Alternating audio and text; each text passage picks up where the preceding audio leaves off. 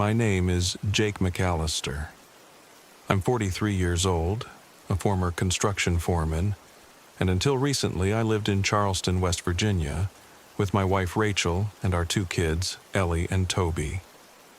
What I'm about to tell you happened last fall, when we left the city to escape our problems. We thought moving off the grid to a farmstead deep in the Appalachian Mountains would save us. Instead, it nearly destroyed us. We bought the place at a government auction, sight unseen. It was cheap, too cheap, but we were desperate. I'd lost my job a year earlier, and Rachel's teaching salary wasn't enough to keep us afloat. The bank took our house, and we had nowhere else to go. So, when I saw the listing for 20 acres of forest and an old cabin near Fayetteville, I jumped at it. It was supposed to be our fresh start, our way to rebuild. But even before we arrived, people warned us about the place. The locals called it the Hollow, a stretch of dense, pine-covered hills with a bad reputation. Accidents, they said, had happened there. Some talked about old mining disasters, others about hunters who'd vanished. Rachel heard whispers in town about curses, about things best left alone. I dismissed it as superstition. We weren't looking for a perfect place, just land we could call our own. The cabin was worse than I'd expected. Rotting wood, a sagging roof, and a porch that creaked like it might give out if you stepped wrong. Still, I told myself it could be fixed. I'm good with my hands, and I figured I'd have plenty of time to get it livable before winter set in. Ellie, my 12-year-old, wasn't so easily convinced. "It smells weird," she said, wrinkling her nose as we walked inside. "That's just the damp," I told her. "We'll air it out." Toby, my 9-year-old, seemed more excited. He ran around the place like it was an adventure. "Can we build a treehouse?" he asked, pointing to a massive pine in the yard. "Maybe," I said, though I was already thinking about the long list of repairs we needed just to make the cabin safe. We had a lot of work ahead of us. For the first few weeks, things were fine, if difficult. We fixed leaks, cleared brush, and set up a chicken coop. The generator I brought sputtered more often than not, and the solar panels I installed barely worked under the constant cloud cover. Rachel took charge of homeschooling the kids, but I could see the isolation weighing on her. The nearest town was 10 miles away, and the locals weren't exactly friendly. One of them, a hunter named Cal Hensley, came by one afternoon. He was lean and weathered, with a rifle slung over his shoulder. "Saw your truck," he said, nodding toward the cabin. "Figured I'd say hello." I offered him coffee, and we sat on the porch while Rachel kept the kids inside. Cal didn't say much, just stared out at the woods like he was sizing them up. Eventually he spoke. "Folks around here don't go into the Hollow." "Why's that?" I asked. He shrugged. "Bad luck, mostly. Mines collapsed back in the day, took a lot of men with them. Others just disappeared. People say there's something out there." "What kind of something?" He didn't answer right away, just sipped his coffee. "If you see a lantern in the woods at night, don't follow it," he said finally.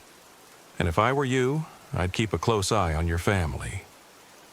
I didn't think much of Cal's warning at first.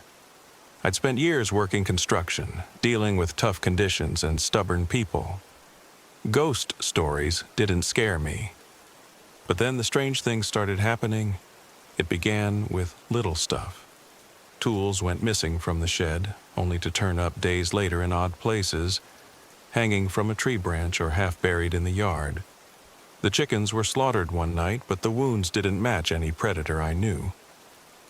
Rachel said she heard voices outside the cabin one night. Low murmurs that stopped the moment she turned on the porch light. I told her it was just the wind or maybe animals. She didn't believe me, and honestly, I wasn't sure I believed myself. Then Ellie and Toby found the carvings. They'd gone exploring while I was working on the roof, venturing deeper into the woods than I liked. When they came back, Ellie had a strange look on her face. "You need to see this," she said, leading me to a grove of pines about half a mile from the cabin. The trees were covered in carvings, crude, human-like figures, some holding lanterns, others with arms raised like they were reaching for something. One carving stood out, a man with a lantern in one hand and a knife in the other. Beneath it, someone had scratched the words, "Don't look." "Did you do this?" I asked, though I already knew the answer. Ellie shook her head. "No, it's old." I ran my fingers over the carving. The wood was smooth, weathered by time. Whoever had done this had been here long before us. Things escalated quickly after that. One night, I set out traps around the cabin, determined to catch whatever or whoever was messing with us. Around midnight, I heard the sound of something snapping in the yard. When I went to check, I found a man caught in one of the traps. He was thin, almost skeletal, with wild eyes and a scraggly beard. "Who are you?" I demanded, holding my rifle steady. "What are you doing here?" The man didn't answer at first. He just stared at me, his lips moving silently like he was praying. Then he said, "You shouldn't be here. They're watching you." "Who's watching?" He didn't answer. Instead, he wrenched his leg free from the trap, tearing his skin in the process, and took off into the woods. I didn't follow. I didn't want to know where he was going. The next day, Rachel begged me to pack up and leave. "It's not safe here, Jake," she said. "The kids—" "I can handle this," I interrupted. "We're not running away just because some drifter showed up. This is our home now." But I wasn't as confident as I sounded. That afternoon, I went to check the old mine near the edge of our property. It was boarded up, but I noticed fresh footprints in the dirt leading inside. When I pried the boards loose and stepped inside, the air was thick and stale, like the mine itself was holding its breath. I found a bedroll, empty cans of food, and a crude map of our property scratched into the dirt floor. Someone had been living here. Maybe they still were. That night, the real terror began. It started with stones hitting the cabin, sharp cracks against the windows and walls. Then came the voices, faint at first, like whispers carried on the wind. Rachel clutched Toby, her eyes wide with fear. Ellie sat frozen, staring at the door. When I stepped outside with my rifle, the voices stopped. The woods were silent, but I could feel eyes on me, watching from the shadows. I called out, but no one answered. Then I saw it. A lantern, glowing faintly in the distance, swaying as if someone was carrying it. I took a step toward it, but Rachel grabbed my arm. "Don't," she said. "Just don't." The next morning, we found Royden Kane's body near the mine. He was the drifter I'd caught in the trap. His chest had been torn open, his face twisted in an expression of pure terror. There were no signs of an animal attack, no claw marks or bites. Whatever killed him wasn't natural. Rachel didn't say, "I told you so," but she didn't have to. I knew we couldn't stay. We packed up that day, cramming what little we could into the truck. As we drove away, I glanced in the rearview mirror and saw a lantern glowing faintly in the trees. It didn't follow us, but I couldn't shake the feeling that it was watching. A month later, we heard that another family had bought the property. I wanted to warn them, but what could I say? That the woods were cursed? That something out there didn't want us there? They wouldn't believe me. I wouldn't have believed me. All I know is this. If you ever find yourself near the hollow, and you see a lantern in the woods, don't follow it. Don't even look. Just turn around and leave. And some places aren't meant to be lived in. Some places aren't meant to be disturbed.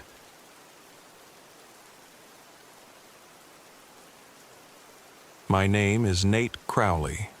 I'm 38 years old, and I've lived alone in the Bitterroot Mountains of Montana for the past 3 years. It wasn't a choice I made lightly. After coming home from my last tour in Afghanistan, I couldn't stand the noise, the crowds, or the pressure of city life. So I took the money I'd saved, bought an old cabin 20 miles from the nearest paved road, and disappeared. Most days, I prefer it this way.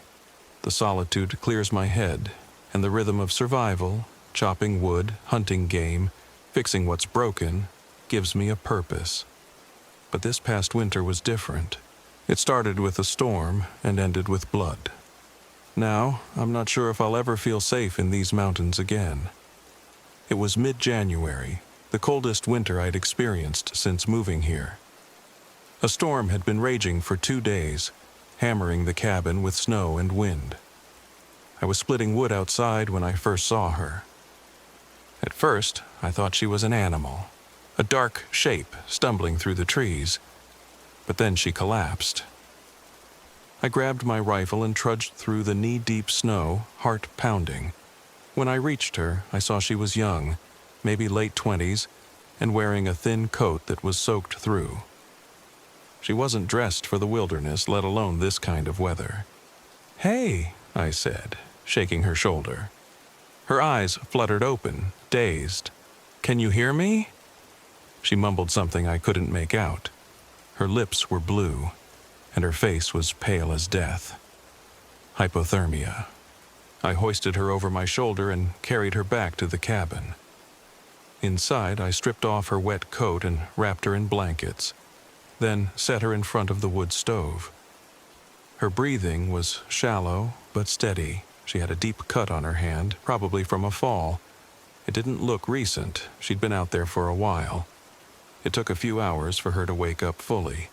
When she did, she panicked, her eyes darting around the cabin like a trapped animal. "It's okay," I said, holding my hands up. "You're safe. I found you outside. You were half frozen." She stared at me, then at the fire. "Where am I?" "About 20 miles from Darby, up in the Bitterroots," I said. "What were you doing out there?" She hesitated, like she was trying to decide how much to tell me. Finally, she said, "I was looking for someone." "Who?" "My friend. He came up here a few weeks ago. I haven't heard from him since." I frowned. There weren't many people crazy enough to be in these mountains in winter, let alone alone. "What's his name?" "Simon," she said. "Simon Drake. He's a journalist. He was investigating something. I don't know exactly what." "What do you mean, you don't know?" She shook her head. "He didn't tell me everything, just that it was dangerous. He said if I didn't hear from him, I should come looking." I leaned back in my chair, studying her. She was clearly hiding something, but I couldn't tell if it was out of fear or mistrust. Either way, she wasn't going anywhere until the storm let up. "What's your name?" I asked. "Lila," she said. "Lila Dawson." "Well, Lila, you're lucky I found you when I did.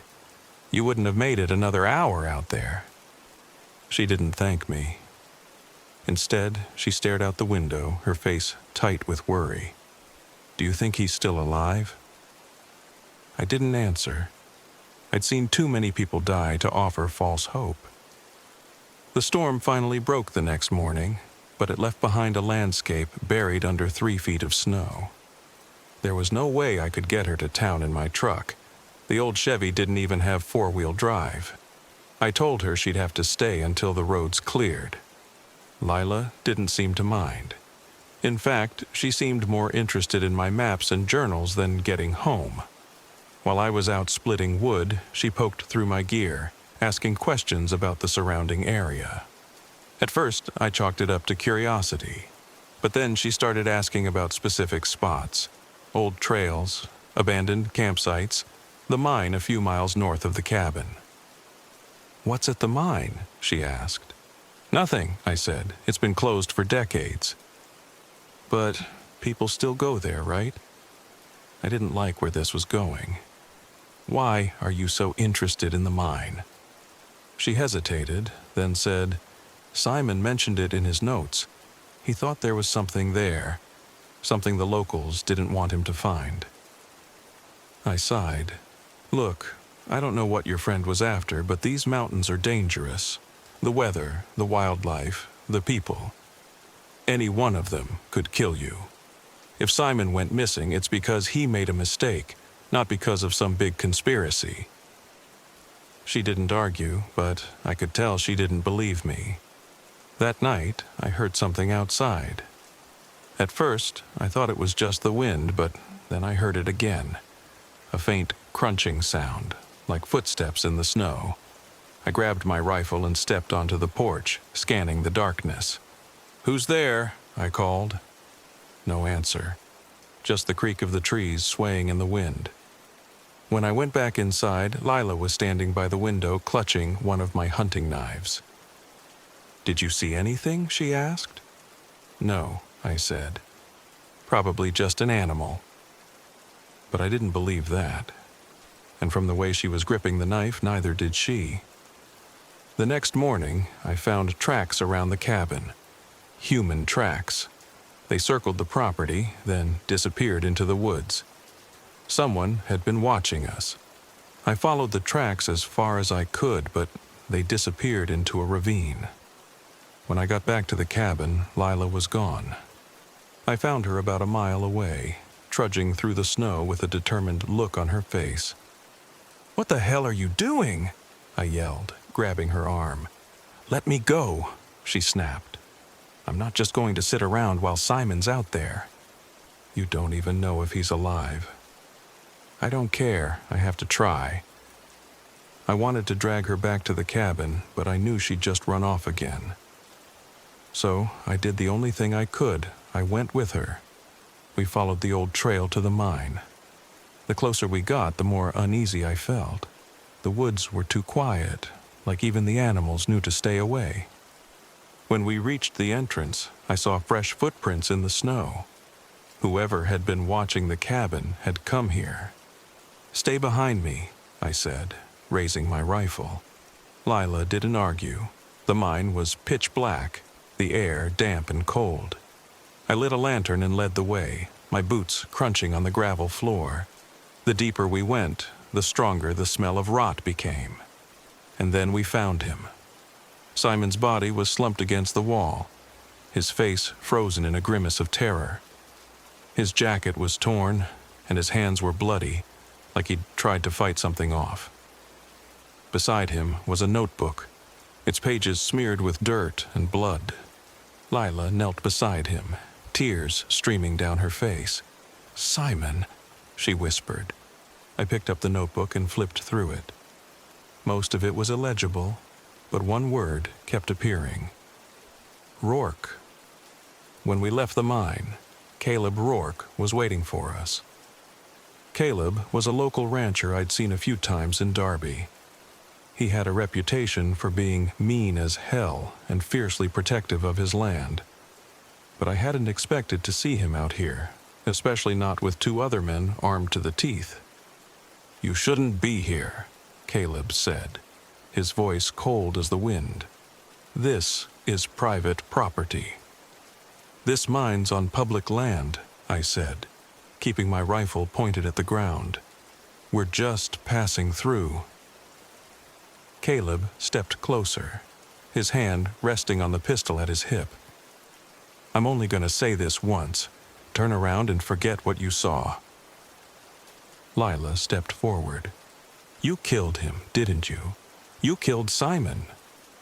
Caleb's expression didn't change. "Your friend was poking around where he didn't belong. These mountains don't take kindly to that." Before I could stop her, Lila lunged at Caleb with the knife. He knocked her to the ground, but the distraction gave me enough time to raise my rifle. "Let her go," I said. "Now." Caleb glared at me for a long moment, then nodded to his men. "We'll be seeing you," he said, before disappearing into the trees. That night, I told Lila we had to leave. The storm had let up enough that we could make it to town, but we'd have to move fast. She didn't argue. I think she finally understood how dangerous these mountains really were. We made it to Darby the next day. Lila gave Simon's notebook to the sheriff, but I could tell he wasn't going to do anything. People like Caleb Rourke had too much power in places like this. As for me, I haven't been back to the cabin since. I don't know if I'll ever be able to live in the Bitterroots again, because no matter how far you go to escape the world, there are some things you can't run from.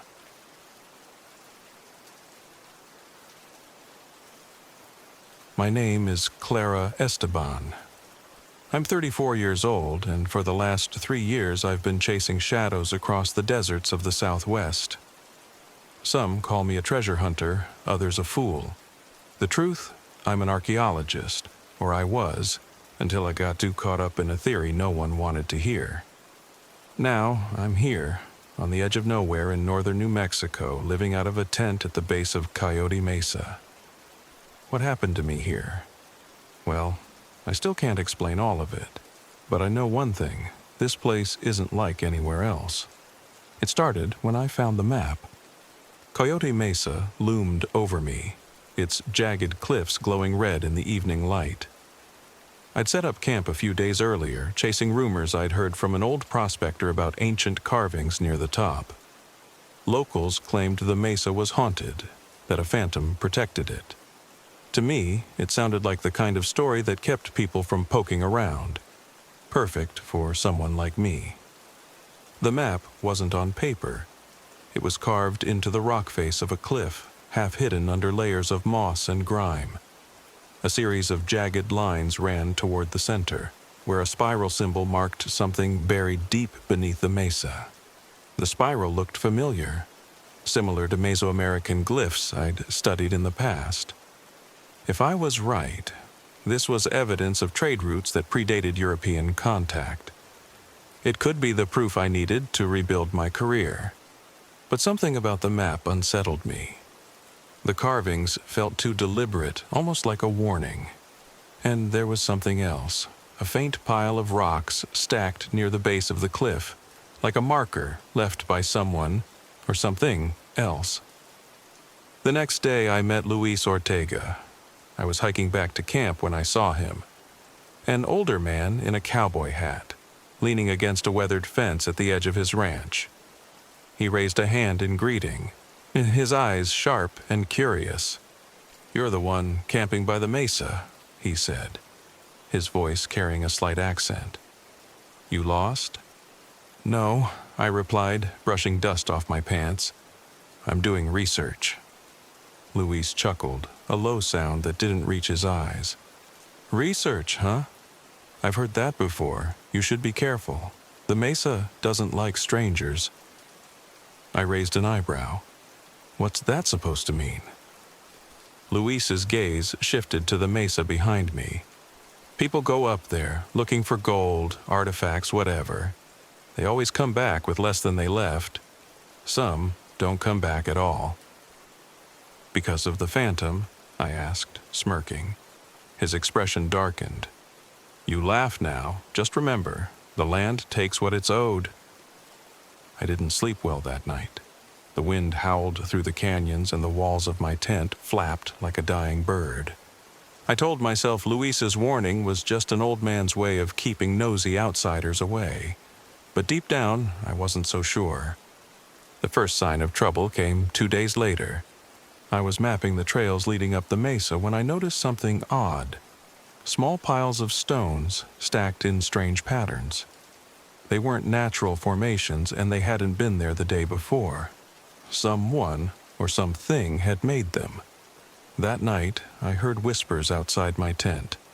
At first, I thought it was just the wind, but the sounds were too deliberate, like voices carrying words I couldn't quite make out. I grabbed my flashlight and stepped outside, the beam slicing through the darkness. Nothing. Just the empty desert, cold and silent. I tried to convince myself I was imagining things. I'd been working too hard, sleeping too little. But the next morning, I found fresh footprints near my camp. They circled the tent, then vanished into the scrub. I was miles from the nearest town, and I hadn't seen another soul since I arrived. Whoever, or whatever, had made those tracks wasn't here by accident. That was when I met Maggie Quinn. I was in Tierra Amarilla, picking up supplies at the only general store in town, when she approached me. She was younger than I expected, with bright green eyes and a camera slung around her neck. "You're Clara Esteban, right?" she asked. I froze. "How do you know that?" "I saw your name in an old article. You're the one with the theory about pre-Columbian trade routes, aren't you?" I nodded slowly, unsure where this was going. "I'm Maggie," she said, extending a hand. "I'm making a documentary about this area. Its history, the myths, the people. I think we could help each other." I wasn't sure I believed her, but Maggie had information I couldn't ignore. She claimed a mining company had been drilling illegally near the mesa, buying up land under the radar. According to her, the company had ties to the disappearances Luis and others had mentioned. "Whatever's happening out there, it's bigger than folklore," Maggie said. "If you've found something, you need to be careful. They won't want you digging around." I thanked her for the warning and left, but her words stuck with me. That night, as I stared at the faint spiral carved into the map, I couldn't shake the feeling that Maggie was right. The next day, I found the mine. It wasn't marked on any of the maps I'd seen, but the entrance was unmistakable. A jagged hole in the rock, framed by splintered beams. The air inside was cool and damp, carrying the faint stench of rot. I hesitated, then turned on my headlamp and stepped inside. The walls were covered in crude carvings, similar to the map I'd found. But these weren't just symbols. They were warnings. Figures with empty eyes and open mouths, spirals that seemed to twist deeper into the stone, and jagged lines that radiated out like fractures. I wasn't alone. I heard the footsteps first, slow, deliberate, and too close for comfort. My pulse quickened as I killed the light and pressed myself against the wall. The footsteps stopped, followed by the faint scrape of something metallic dragging across the ground. I didn't wait to find out what or who it was. I slipped out of the mine and ran back to camp, my heart pounding in my chest. When I reached my tent, I found it slashed open, my gear scattered across the ground. Someone had been searching for something. I confronted Luis the next morning. "You told me to stay away from the mesa," I said, slamming my hands on the hood of his truck. "But you didn't say why."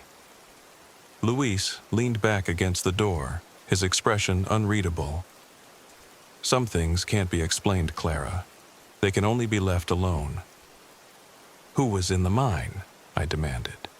"Who's been following me?" Luis sighed. "If you're smart, you'll pack up and leave. The mesa doesn't belong to us. Never did." I didn't leave. Instead, I hiked to the top of the mesa. The climb was brutal, the sun relentless. But when I reached the summit, I found what I'd been searching for: a shallow pit filled with fragments of pottery, obsidian blades, and, at its center, a ceremonial mask.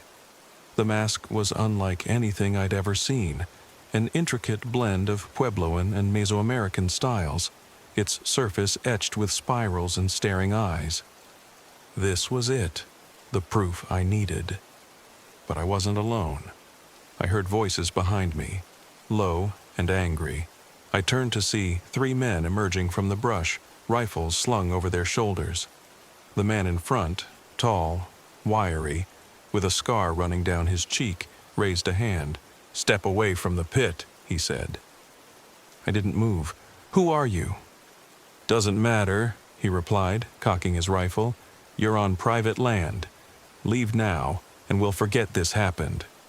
"This isn't your land," I shot back. The man smiled, but it didn't reach his eyes. "It is now."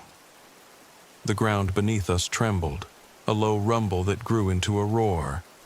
The men froze, their eyes darting to the cliffs as a massive chunk of rock broke free and tumbled toward the valley below. I didn't wait for them to recover.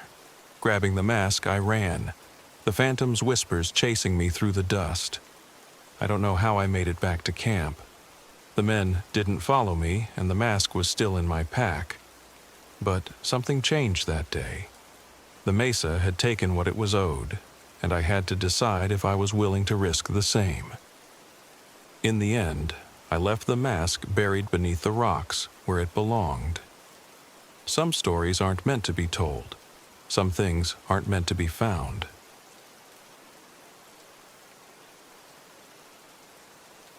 My name is Lena Harper, and I'm 40 years old.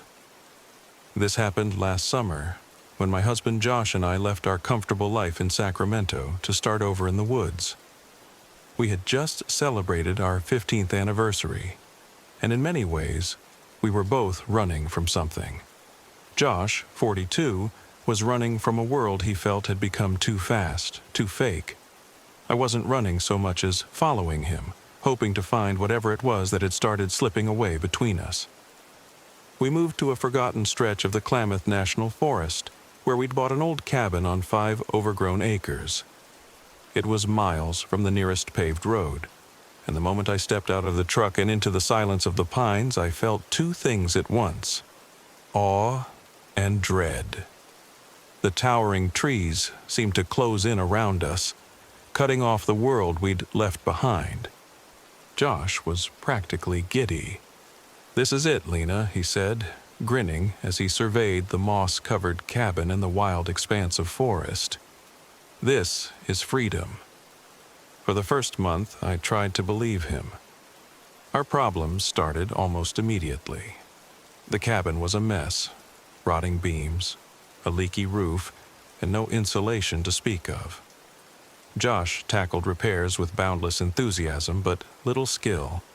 The solar panels he'd insisted we buy weren't strong enough to power the fridge and lights, and our generator ran out of fuel within a week.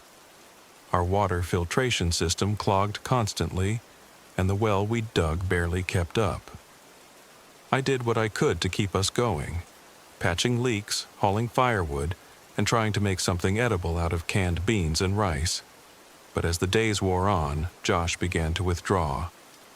His smile, once so confident, grew strained, and the quiet nights in the cabin turned suffocating. Then there were the visitors. The first sign was subtle: tire tracks in the dirt near our property line. Josh shrugged it off as hunters or hikers, but I wasn't so sure.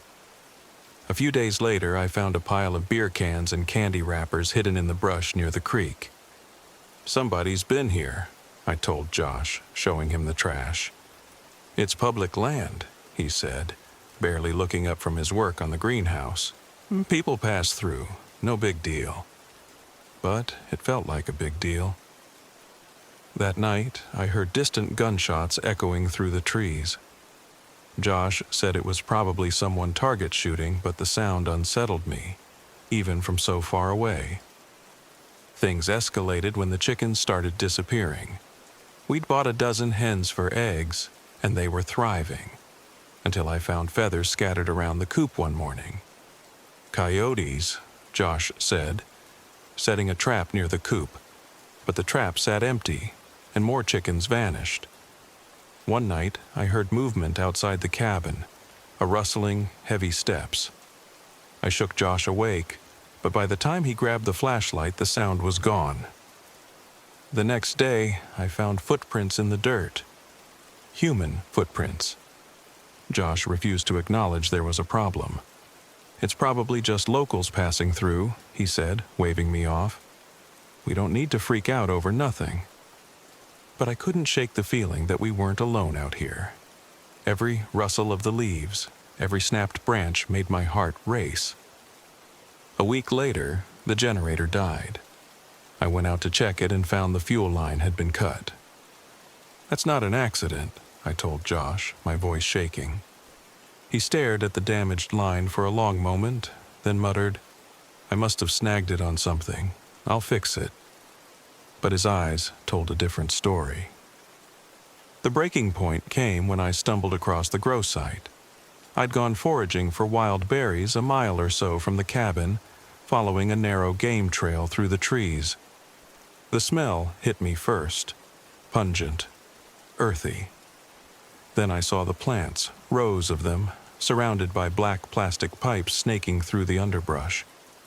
I froze, my heart pounding. I'd heard stories about illegal grow operations in the Klamath, how dangerous the people running them could be. I backed away as quietly as I could, my mind racing. When I told Josh, he didn't react the way I expected. "I know," he said, his face pale. "You knew?" I stared at him, incredulous. "I didn't want to worry you," he said. "I thought if we just stayed out of their way." "Are you kidding me, Josh? They're on our property." "We don't know that for sure," he argued, but his voice wavered. I was furious, but I was also terrified. I started to feel like I didn't even know the man I'd followed into these woods. That night, we found the note. It was nailed to our front door, written in jagged, uneven letters. "Mind your own business." Josh read it twice, then crumpled it in his fist. "We're not leaving," he said, his jaw set. "Josh, they cut the generator line. They left a note. What's next?" "We'll be fine," he insisted. "We just need to lay low." But I couldn't shake the sense that we were being watched. The attack came 2 nights later. We were sitting in the cabin eating a quiet dinner by lantern light when the first shot shattered the window. "Get down!" Josh shouted, pulling me to the floor. More shots followed, the sound deafening in the small cabin. Glass shattered and wood splintered around us. I grabbed the shotgun we kept by the door, my hands shaking. Josh crawled to the corner, fumbling with his phone. "No signal," he muttered, his face pale. When the shooting stopped, the silence was even more terrifying. "Stay here," Josh said, but I grabbed his arm. "You're not going out there." "We can't just sit here," he argued, but he stayed put. We waited, holding our breath until dawn. When we finally stepped outside, the sight chilled me to the bone. The windows were shattered, the door peppered with bullet holes. Our shed was burned to the ground. "We have to leave," I said, my voice trembling. Josh hesitated, his pride warring with his fear. But when I grabbed his face and made him look at me, he nodded. "Okay." We packed what we could and left the cabin behind, walking the narrow dirt road until we reached the truck. I kept looking over my shoulder, half expecting to see someone following us. We drove straight to the nearest town and reported everything to the sheriff, but he just sighed and shook his head. "Happens sometimes," he said. "We'll look into it." That was it.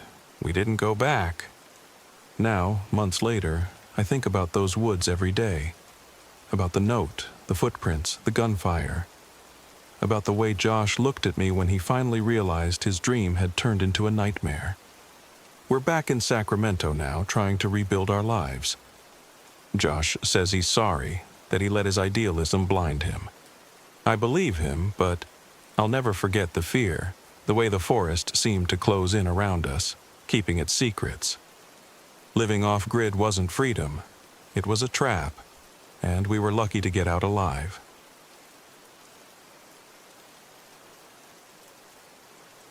My name is Sophia Reyes. I'm 29 years old, and last winter I tried to escape the world by moving into an old cabin deep in Wrangell St. Elias National Park in Alaska. I thought I could handle the isolation, the cold, and the quiet. I thought it would be a test of my strength, a way to clear my mind and find some kind of peace after everything I'd been through. I was wrong. It was late September when I arrived at the cabin. The air was sharp and clean, carrying the faint smell of pine and frost. The cabin itself was small and weathered, with a sagging roof and a woodpile out back. It wasn't much, but it was mine, or at least rented for the season. The decision to come here wasn't impulsive. I'd spent months planning, gathering supplies, and learning the basics of survival. I'd left behind my job as a journalist in Seattle after my younger brother, Danny, died in a car accident last year. He'd been driving to pick me up when it happened. I told myself that the solitude and the harsh Alaskan winter would help me process the guilt. The first few weeks were peaceful. I spent my days chopping firewood, fishing in the nearby river, and sealing up drafts in the cabin walls. The nights were harder. The silence pressed against me like a living thing, broken only by the occasional snap of a branch or the mournful howl of wolves in the distance. By mid-October, the first snow arrived. It was light at first, a dusting that coated the ground and made the trees look like ghosts. I kept busy, rationing my food and learning to set traps for small game. Paul Daniels, the nearest human being for miles, had warned me about running out of supplies. "You don't know what you're getting into," he'd said gruffly when I met him a week after arriving. He was in his 50s, with a weathered face and a permanent scowl. "Winter out here doesn't care about your plans, and you don't look ready." Paul's cabin was about 5 miles away, but he made it clear that I shouldn't expect him to play neighbor. I resented his condescension but couldn't deny his knowledge. He taught me how to spot animal trails and warned me about bears. "Be careful with your food stores," he said. "Bears don't hibernate as early as people think, and if they're hungry enough, they'll come for you." I didn't take him seriously until the night the bear came. I'd been asleep when I heard the crash. I jolted awake, heart pounding, and grabbed the flashlight by my bed. The sound came again, louder this time, from outside. When I crept to the window and shone the light, my breath caught in my throat. A massive black bear was tearing into the wooden crate where I stored my extra supplies. It flung cans and boxes aside like toys, growling as it sniffed out the smell of food. I froze, unsure of what to do. I had a rifle, but it was back in the bedroom. And even if I had it, I wasn't sure I could shoot something so big. Instead, I banged a metal pot against the wall, hoping to scare it off. The bear looked up, its eyes catching the beam of my flashlight. For a terrifying moment, it stared directly at me, then let out a low, rumbling growl. It backed away slowly, but didn't run. The next morning, I found the crate in pieces and half my food gone. That was when I started noticing other things. At first, it was small. A tool I'd left outside went missing, and I assumed I'd misplaced it. Then I found branches arranged oddly near the edge of the clearing, like someone had tried to build a crude shelter. Paul's voice echoed in my head. "You don't know what you're getting into." By mid-November, the snow was relentless, and the temperature dropped below freezing most days. I spent hours chopping wood just to keep the cabin warm. My food supply was dwindling faster than I'd anticipated, and I had to set more traps farther from the cabin. It was on one of these trips that I saw the footprints. They were human, barefoot, and led into the woods. My first thought was that they must be old, left over from the fall, but the edges were crisp, untouched by snow. Someone was out here. I tried to convince myself it was nothing. Maybe Paul passing through, or a hunter, but the unease stayed with me. That night, I heard scratching on the walls of the cabin. It was faint at first, like an animal, but it grew louder, more deliberate. I grabbed my rifle and threw open the door, shining my flashlight into the darkness. Nothing. Just the trees and the falling snow. But when I woke up the next morning, the scratches were still there. Deep gouges in the wood near the door. By December, I'd begun to feel like I was losing my grip. The nights stretched on forever, and the darkness felt alive, pressing against the windows. I started hearing things, a whispering wind, the crunch of snow underfoot, distant laughter. Then, I found the camp. I was following one of my trap lines when I saw it. A clearing with a crude tent made of plastic sheeting and branches. There was a fire pit filled with charred bones and a pile of rotting meat covered in flies. My stomach turned, but What chilled me was the journal. It was sitting on a rock near the fire, its pages covered in jagged handwriting. They don't belong here. They have to be cleansed. This land must stay pure. I didn't sleep that night. I kept the rifle by my side, jumping at every noise. When the scratching came again, I didn't even bother looking. The next morning, I went to Paul. "Someone's out there," I said, my voice trembling. Paul frowned, his expression dark. "What did you see?" I told him about the camp, the journal, the footprints. He listened quietly, then shook his head. "Sounds like Jacob," he said finally. "Hermit, who's been out here for years. People say he's crazy. Used to run illegal trapping lines. Stay away from him, Sophia. He won't hesitate to hurt you." I wanted to leave right then, but the snow was too deep, and the road to town was impassable. Paul offered to let me stay with him, but I couldn't bring myself to abandon the cabin. "This is my fight," I told myself. The final confrontation came in January. I woke up to the sound of the door creaking open. My heart stopped, and I grabbed the rifle, creeping toward the sound. The man standing in my cabin was gaunt and wild-eyed, his face half hidden by a tangle of hair and a filthy scarf. He didn't look at me.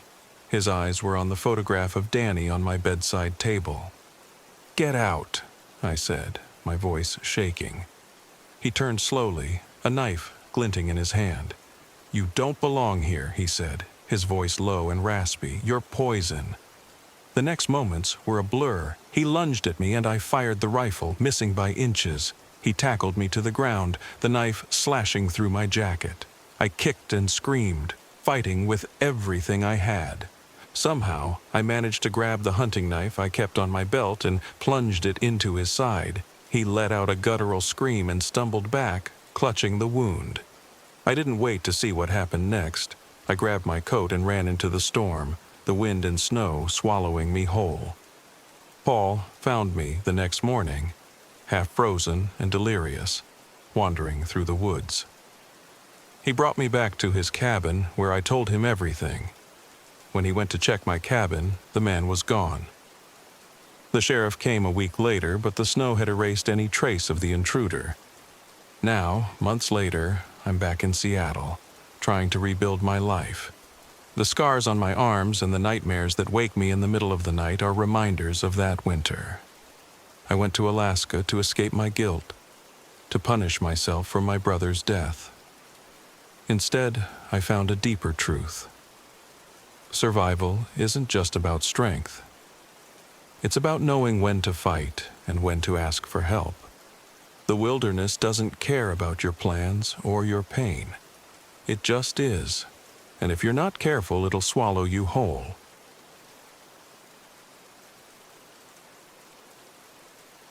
My name is Adam Cross, and I'm 38 years old.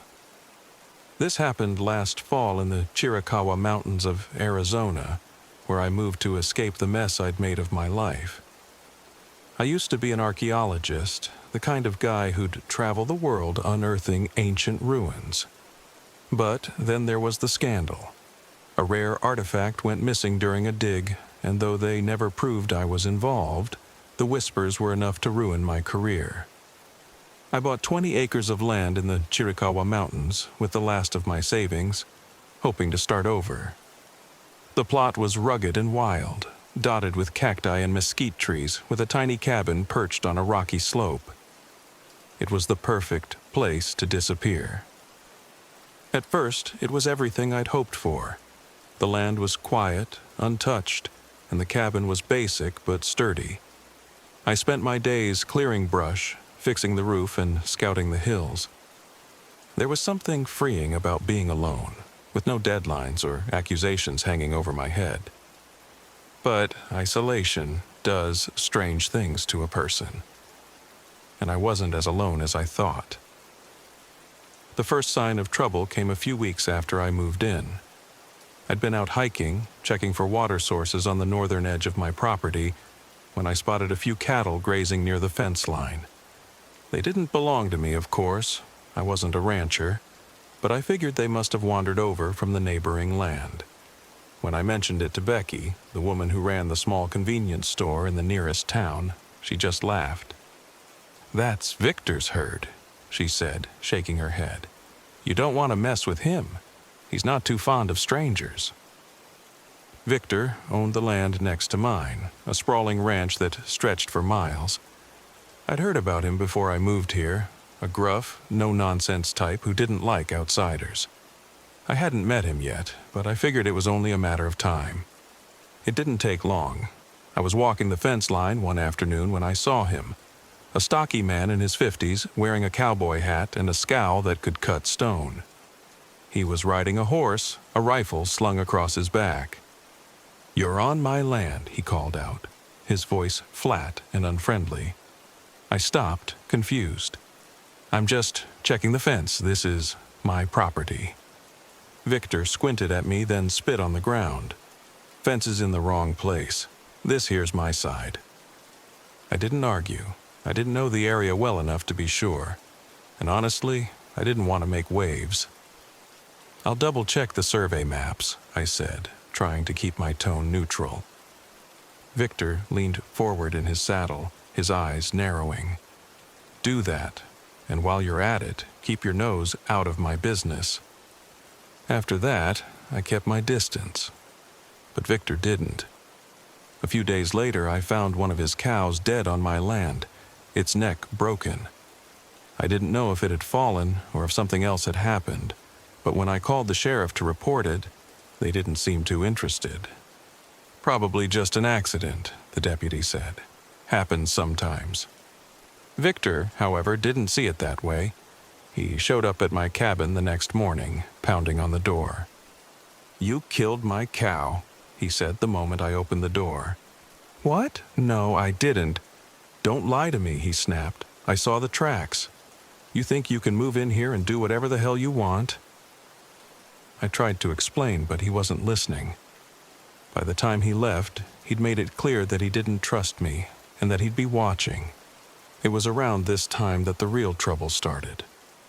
I'd been working on the roof, replacing some of the old shingles, when I noticed something strange in the distance. A glint of light, like sunlight reflecting off metal. I stared at the hills for a long time, but I didn't see it again. That night, I heard a noise outside the cabin. Soft footsteps crunching in the dirt. I grabbed the flashlight and went to the window, but there was nothing there. The next morning, I found footprints near the fence line. They were human, barefoot, and led toward the hills. At first, I thought they might belong to Victor or one of his ranch hands, but something about them felt off. They were too deliberate, too precise. The signs grew more unsettling as the weeks went on. I found animal skulls arranged in strange patterns near the edge of my property. Coyotes, rabbits, even a small deer. One morning, I woke up to find a noose hanging from a mesquite tree just outside my cabin. Becky tried to reassure me. "Probably just kids messing around," she said. But her expression told a different story. "You should be careful out there," she added. "Victor's family, they've got a reputation." By November, I was sleeping with my rifle by the bed. The noises at night had gotten worse, scratching at the walls, the sound of something heavy moving through the brush. Then I found the camp. I'd been following a dry creek bed, looking for a good spot to set up a water catchment system when I stumbled across it.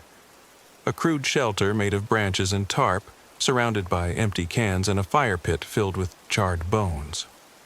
On a rock near the fire was a journal. The pages were covered in jagged, scrawling handwriting. "This land must be cleansed.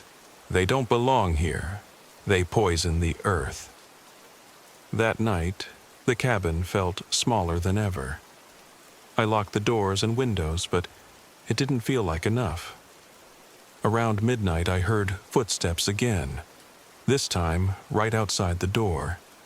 Then came the scratching, slow and deliberate. I stood there in the dark, holding my rifle, my heart pounding so hard I thought it might burst. "Go away," I shouted. The scratching stopped, but when I opened the door the next morning, I found a pile of ashes on the doorstep, still warm. The final confrontation came on a cold, moonless night in early December. I just finished cleaning the rifle when I heard the sound of wood splintering. The front door was open, hanging crooked on its hinges. Standing in the doorway was a figure. A man wearing a mask made of animal hide, holding a torch in one hand and a knife in the other. "You don't belong here," he said, his voice low and guttural. I raised the rifle, my hands shaking. "Get out of my house." He took a step forward, then another. The torchlight flickered, casting shadows on the walls. I fired. The shot missed, but it was enough to send him running. I chased him into the hills, the cold air burning my lungs. The chase ended at a narrow ravine. The man stumbled, dropping the torch, and I tackled him to the ground. The fight was brutal, fists, teeth, and desperation. But in the end, I managed to pin him down, pressing the barrel of the rifle against his chest. "Who are you?" I demanded. He didn't answer. He just smiled, his teeth yellow and broken. The sheriff arrived the next morning, alerted by Becky. They found the man tied to a tree near my cabin, still alive but too injured to fight back. Turned out, he wasn't one of Victor's men. He was a drifter, a former ranch hand with a long history of violence. The journal was his, a twisted manifesto against outsiders. Victor, of course, denied having anything to do with it. But something in his expression told me he wasn't as surprised as he pretended to be. I left the Chiricahua Mountains after that. Sold the land and never looked back. Sometimes, late at night, I think about the footprints, the skulls, the noose in the tree, about how close I came to disappearing out there. Just another lost soul swallowed by the wilderness. But I also think about what I learned. The land didn't belong to me, or Victor, or anyone else.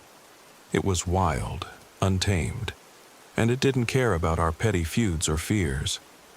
It just was.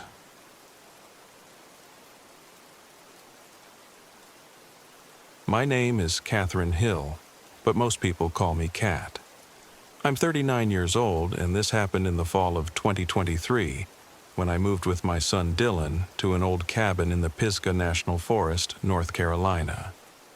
Looking back, I sometimes wonder if I was reckless or desperate, maybe both. All I know is that I thought the move would save us, bring us closer, give us something real to hold on to after the wreckage of my divorce. Instead, it nearly destroyed us. The cabin was my grandfather's, left to me in his will years ago. It wasn't much, just a one-room shack with a tin roof, a creaking front porch, and a wood stove that barely worked. But it sat on 8 acres of forest, and it felt like a chance to start over. No traffic, no noise, just trees, sky, and silence. I thought that was what we needed. Dylan, 15 and furious about the move, didn't agree. "This place is a dump," he muttered on the first day, kicking at the rotting porch steps. "Why couldn't we stay in Asheville? At least they have Wi-Fi." "Because Wi-Fi doesn't pay rent," I snapped, yanking a box of canned food from the truck. "Neither does this place," he shot back. I didn't have the energy to argue. By the second week, I started to realize just how unprepared we were. The generator, a rusted old thing my grandfather had rigged together, would cut out randomly, leaving us in total darkness. The well's pump stopped working after the first frost, forcing me to haul buckets of water from the stream about half a mile away. Every trip, I worried about twisting an ankle or running into a bear. Dylan didn't make things easier. He refused to help with chores, spending most of his time sulking in his sleeping bag or glaring at me like I'd ruined his life. I tried to be patient, but every slammed door, every muttered insult chipped away at me. The locals weren't much help either. There weren't many of them, just a scattering of farms and cabins hidden along the winding dirt roads. When I ventured into the nearest town for supplies, I could feel their eyes on me, heavy and suspicious. One man, Nathan Kessler, stopped by the cabin a few days after we arrived. He was tall and broad-shouldered, with a beard like tangled moss and a voice that carried the weight of authority. "Just wanted to see who'd moved in," he said, leaning against his truck. His tone wasn't unfriendly, but it wasn't welcoming either. I explained about the cabin, about starting fresh, about wanting a quieter life. He nodded slowly, eyes scanning the trees behind me. "Folks around here don't take kindly to outsiders," he said finally. "Just so you know." It felt like a warning. The first real sign that something was wrong came on a cold, moonless night. I was sitting by the stove, stitching up a tear in Dylan's jacket, when I heard it. A faint rustling outside. At first, I thought it was the wind, but then it came again, sharper this time. Twigs snapping. Footsteps. I froze, listening. The forest was full of sounds, owls hooting, leaves shifting, but this was different, deliberate. "Dylan," I whispered, but he was already asleep in his corner of the cabin. Slowly, I stood and crept to the window, peeking out through the curtain. I couldn't see anything, just blackness and shadows. The noise stopped. I told myself it was nothing. An animal, maybe a deer. But the next morning I found footprints in the dirt around the cabin. Not animal tracks, boots. I tried to shrug it off. Maybe it was a hunter who'd wandered too close. But the tracks came back the next night, and the night after that. While I worried about footprints, Dylan found an escape from his misery. He'd met a local boy, Benji Ross, at the general store one day, and the two had struck up an uneasy friendship. Benji was wild-eyed and wiry, with a mischievous grin that made me uneasy.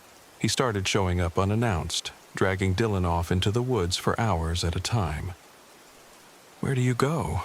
I asked Dylan one evening as I ladled stew into bowls. "Just exploring," he said, not meeting my eyes. "With Benji?" "He's cool," Dylan said defensively. "At least he doesn't treat me like a prisoner." The words stung, but I let them go. I couldn't be everything for him, and at least he was making a connection. But something about Benji's presence made the forest feel heavier, darker. A week later, I woke to find the truck's tires slashed. Someone had scrawled a message across the driver's side door with a hunting knife. "Leave." My heart sank. I didn't tell Dylan. He was already angry enough, and I didn't want to scare him. Instead, I patched the tires as best I could and went into town to get replacements. At the hardware store, I asked the cashier if she'd heard of anyone causing trouble in the area. "You'd best mind your business," she said, her lips thin. I left feeling like the forest wasn't the only thing watching us. That night, the footsteps came again, louder this time.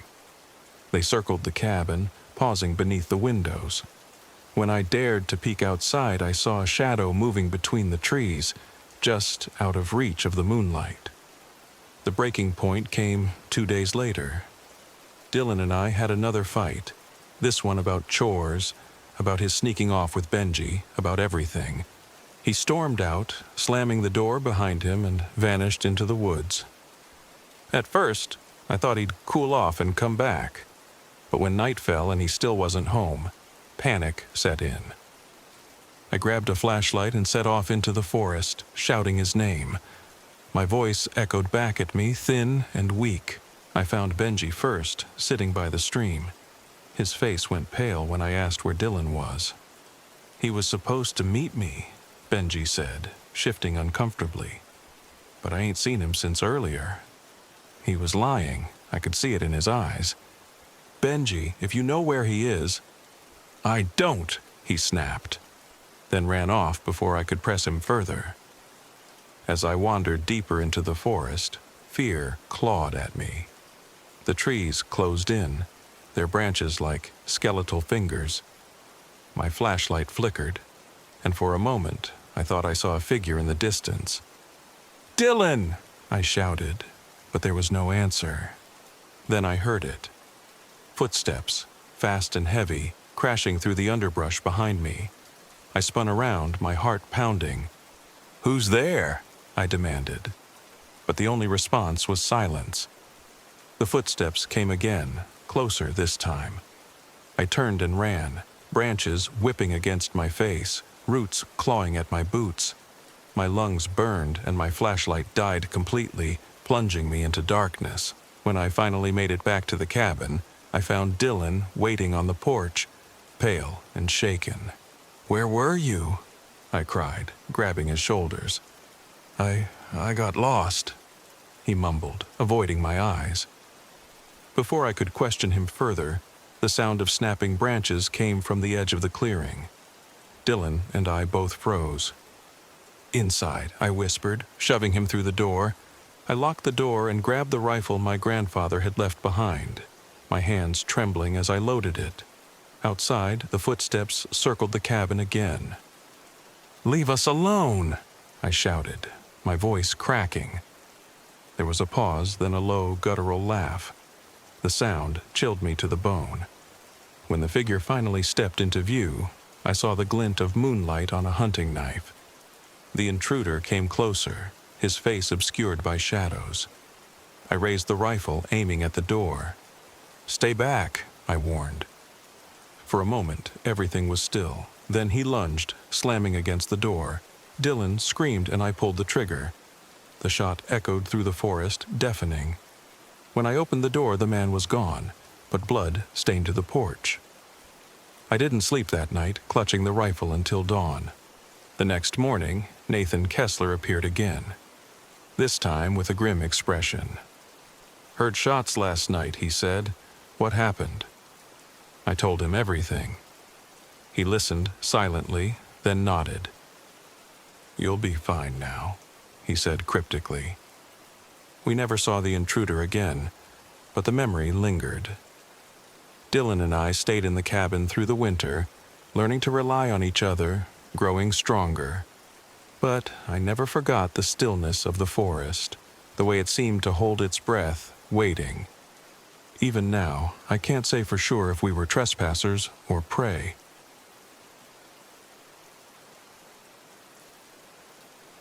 My name is Jim McAllister. I'm 63 years old, and this happened in the spring of 2023, out in the Mojave Desert, where I've been living alone for almost 20 years. I tell myself it's peaceful here, quiet, away from people and all their noise. But the truth is, I came here to disappear, to bury the man I used to be.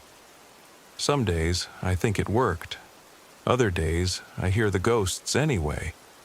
This story isn't about ghosts, at least not the kind you might think. It started one night in early April, a warm, cloudless night with stars sharp enough to cut you.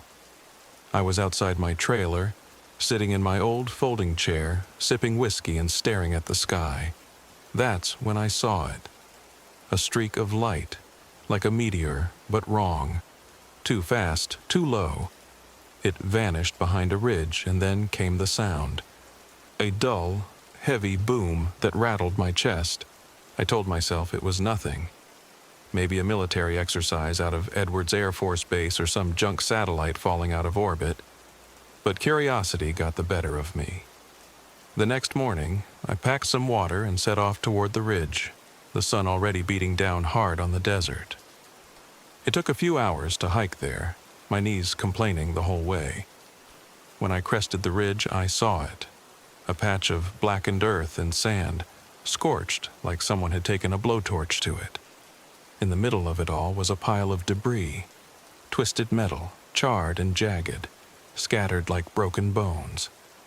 It didn't look like any plane I'd ever seen, and I'd seen plenty in Vietnam. I picked up a piece of the metal about the size of my hand. It was smooth, impossibly light, and cold, even under the desert sun. Strange, I thought. Too strange. I slipped it into my pocket and turned back for home. That's when I noticed the footprints. They were faint, but they were there. Boot prints, not mine, leading towards the debris. Someone else had been here, and not long ago. My skin prickled, but I told myself to keep moving. It didn't take long for the suits to show up. 2 days later, I was fixing the pump behind my trailer when a black SUV rolled up, kicking up a cloud of dust. Out stepped a man in a dark suit, sunglasses glinting. He looked like he'd walked straight out of a bad spy movie. "Mr. McAllister?" he said, his voice flat and professional. I didn't answer right away, just kept working on the pump until he said it again, sharper this time. "Yeah, that's me," I said, finally, wiping my hands on my jeans. "I'm Agent Mark Halverson. We're investigating an incident in the area. Did you happen to see anything unusual on the night of April 7th? "Unusual?" I said, playing dumb. "Out here?" "That's every night." His jaw tightened. "We're talking about a potential aircraft crash. Lights, an explosion. Ring any bells?" I shrugged. Didn't see a thing. He studied me for a long moment, like he was trying to peel me open. Finally, he nodded and handed me a card. "If you remember anything, call me, and stay away from the area. It's dangerous." I watched him drive off, my heart pounding harder than it should have been. That evening, I got another visitor. This one came on foot, a young woman, mid-20s, with a backpack slung over one shoulder. She looked out of place, her city clothes already dusty and her face flushed from the heat. "Mr. McAllister?" she asked, her voice high and tight.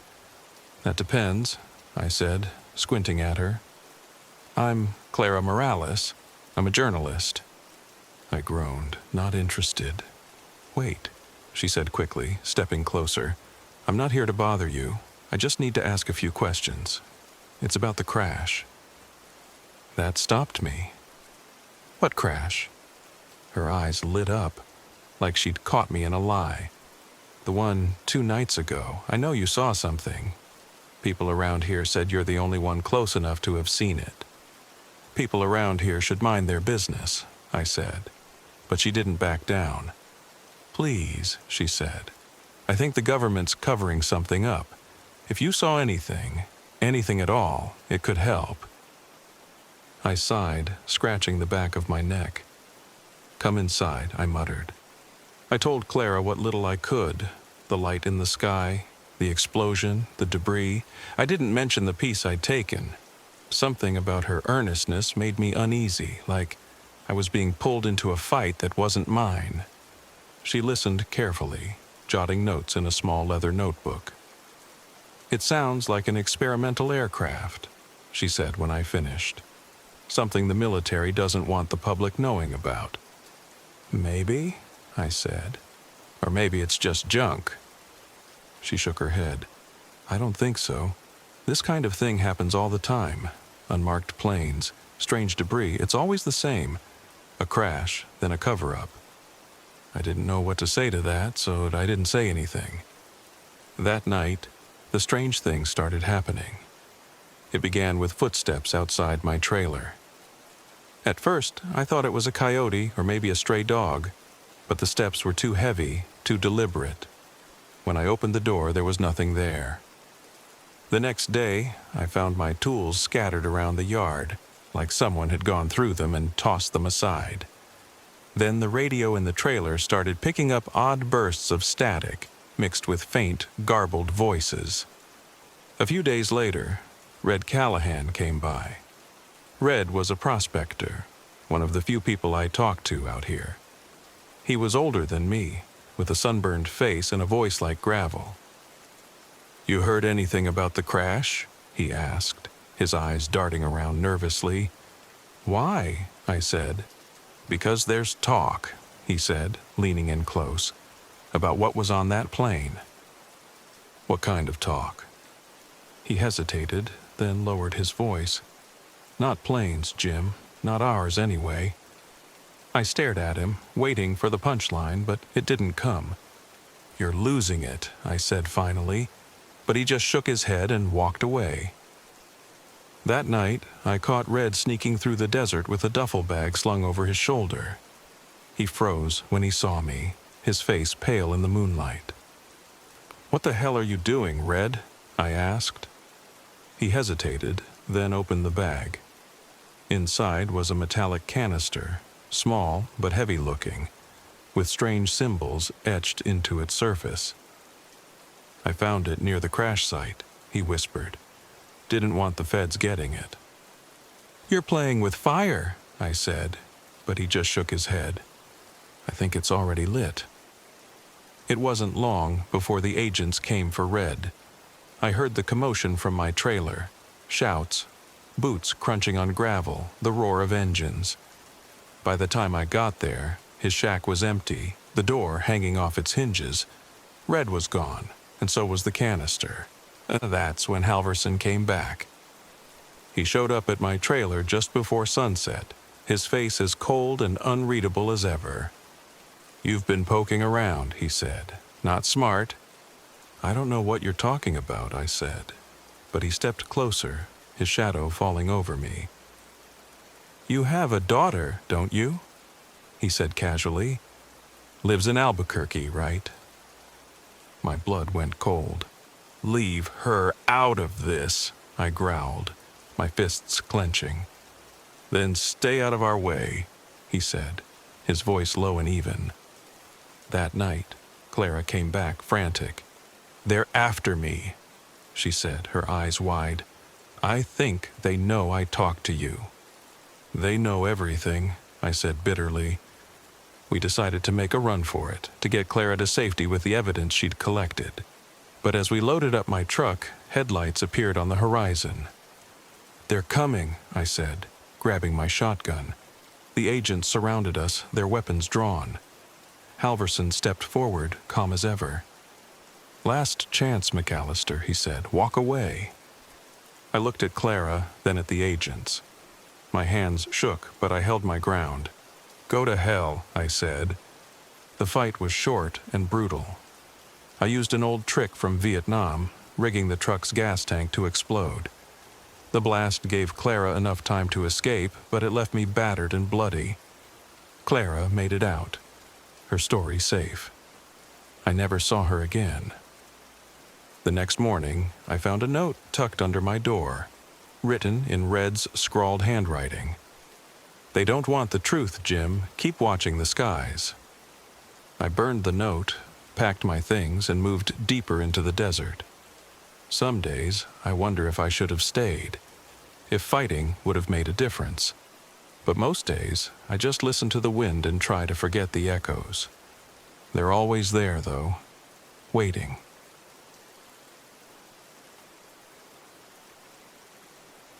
My name is Maggie Rourke. I'm 46 years old, and this happened during the winter of 2023, when I was living alone in a crumbling old cabin deep in Winter Ridge, Wyoming. I'd moved there a few years earlier, thinking I could outlast the mistakes of my past.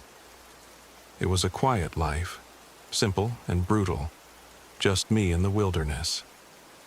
I thought I knew what to expect, but that winter proved me wrong.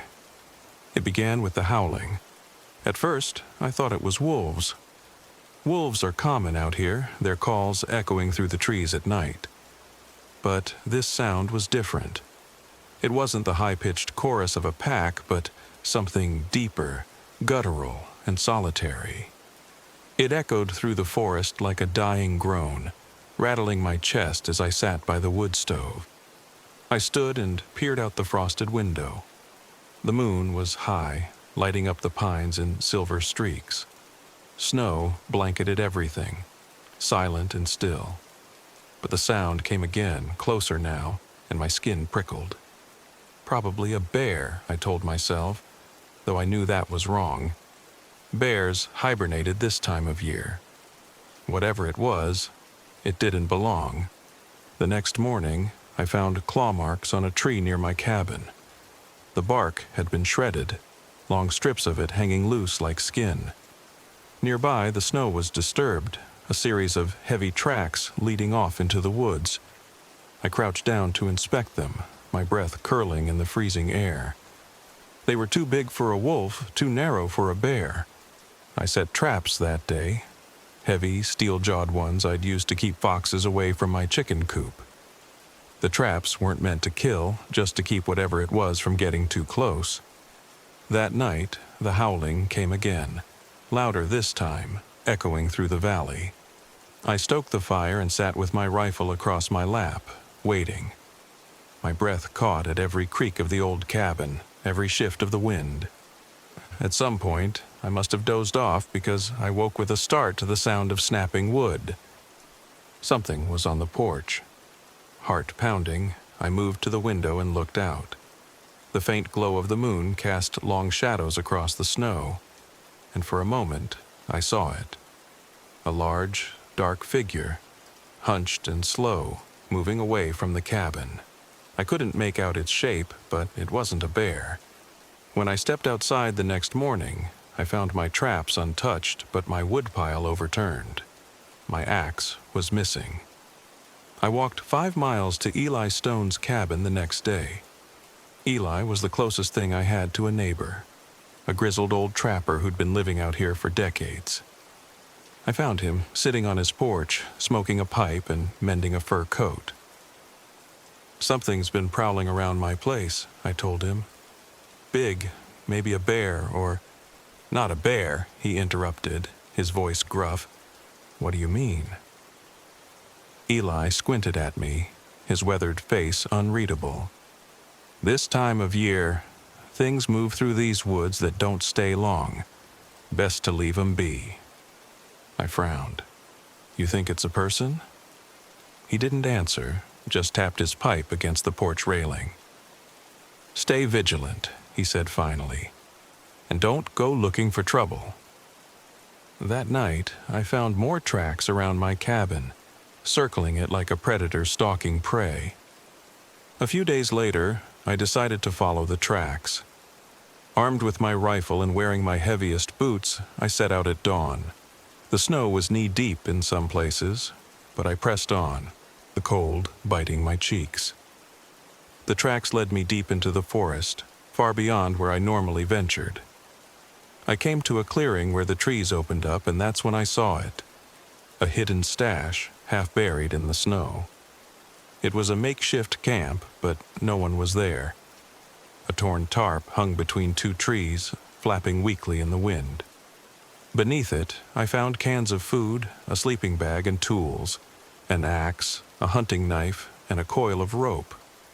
But there was something else, too. Symbols carved into a nearby tree, jagged and precise, like runes.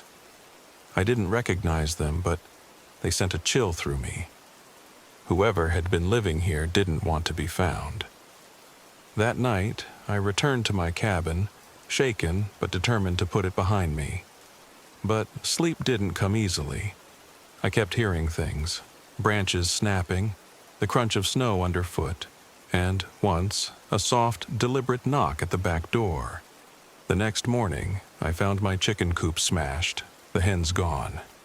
Inside the coop was my axe, buried in the dirt. The blade was clean, but the handle was marked with the same strange symbols I'd seen on the tree. This was no animal. I rode my snowmobile into town the next day, desperate for help. Sheriff Delaney Burke was a stocky woman with a no-nonsense attitude, the kind of person who didn't have time for ghost stories. "You're saying someone's out there?" she asked, leaning back in her chair. "Yes," I said, trying to keep my voice steady. "They've been watching me, leaving signs. It's not safe." She sighed and scribbled something in her notebook. "Probably just a drifter. These woods attract all kinds. I'll send someone out to take a look." But her tone told me she didn't believe me. That night, the footsteps came again, louder than before. They didn't circle the cabin this time. They stopped right outside the door. I grabbed my rifle and shouted, "Who's there?" No answer. The door rattled, as if someone were testing the lock. I raised the rifle, my hands trembling, and fired a warning shot through the window. The sound shattered the stillness, but when I looked outside, there was no one there. Just the empty forest, silent and watching. The next morning, I found fresh tracks leading away from the cabin. They were deliberate, almost taunting, as if the intruder wanted me to follow. Against my better judgment, I did. The trail led me back to the clearing where I'd found the stash, but the camp was gone. The tarp, the supplies, even the symbols on the tree, all of it had been erased, as if it had never been there. I turned to leave, but a movement caught my eye. A figure stepped out from behind a tree, tall and thin, wrapped in dark clothing. They didn't say anything, just stood there staring at me. I raised my rifle. "Stay back," I shouted. The figure took a step forward, then another. I fired a shot into the air and they stopped. For a moment, we stared at each other, the silence stretching like a noose. Then, slowly, they turned and disappeared into the trees. I returned to my cabin, shaken and exhausted. I locked every door and window, but the sense of safety I'd once had was gone. Eli came by the next morning, his face grim. "You saw them, didn't you?" he asked. I nodded, unable to speak. He sighed and handed me a bundle of firewood. "This place has its own rules, Maggie. You've got to decide if you're willing to live with them." I didn't reply, but his words stayed with me. The footsteps never came again, but sometimes at night I still hear the howling. I don't know if it's wolves or something else. All I know is that Winter Ridge is a place that doesn't give up its secrets easily, and some secrets are better left buried.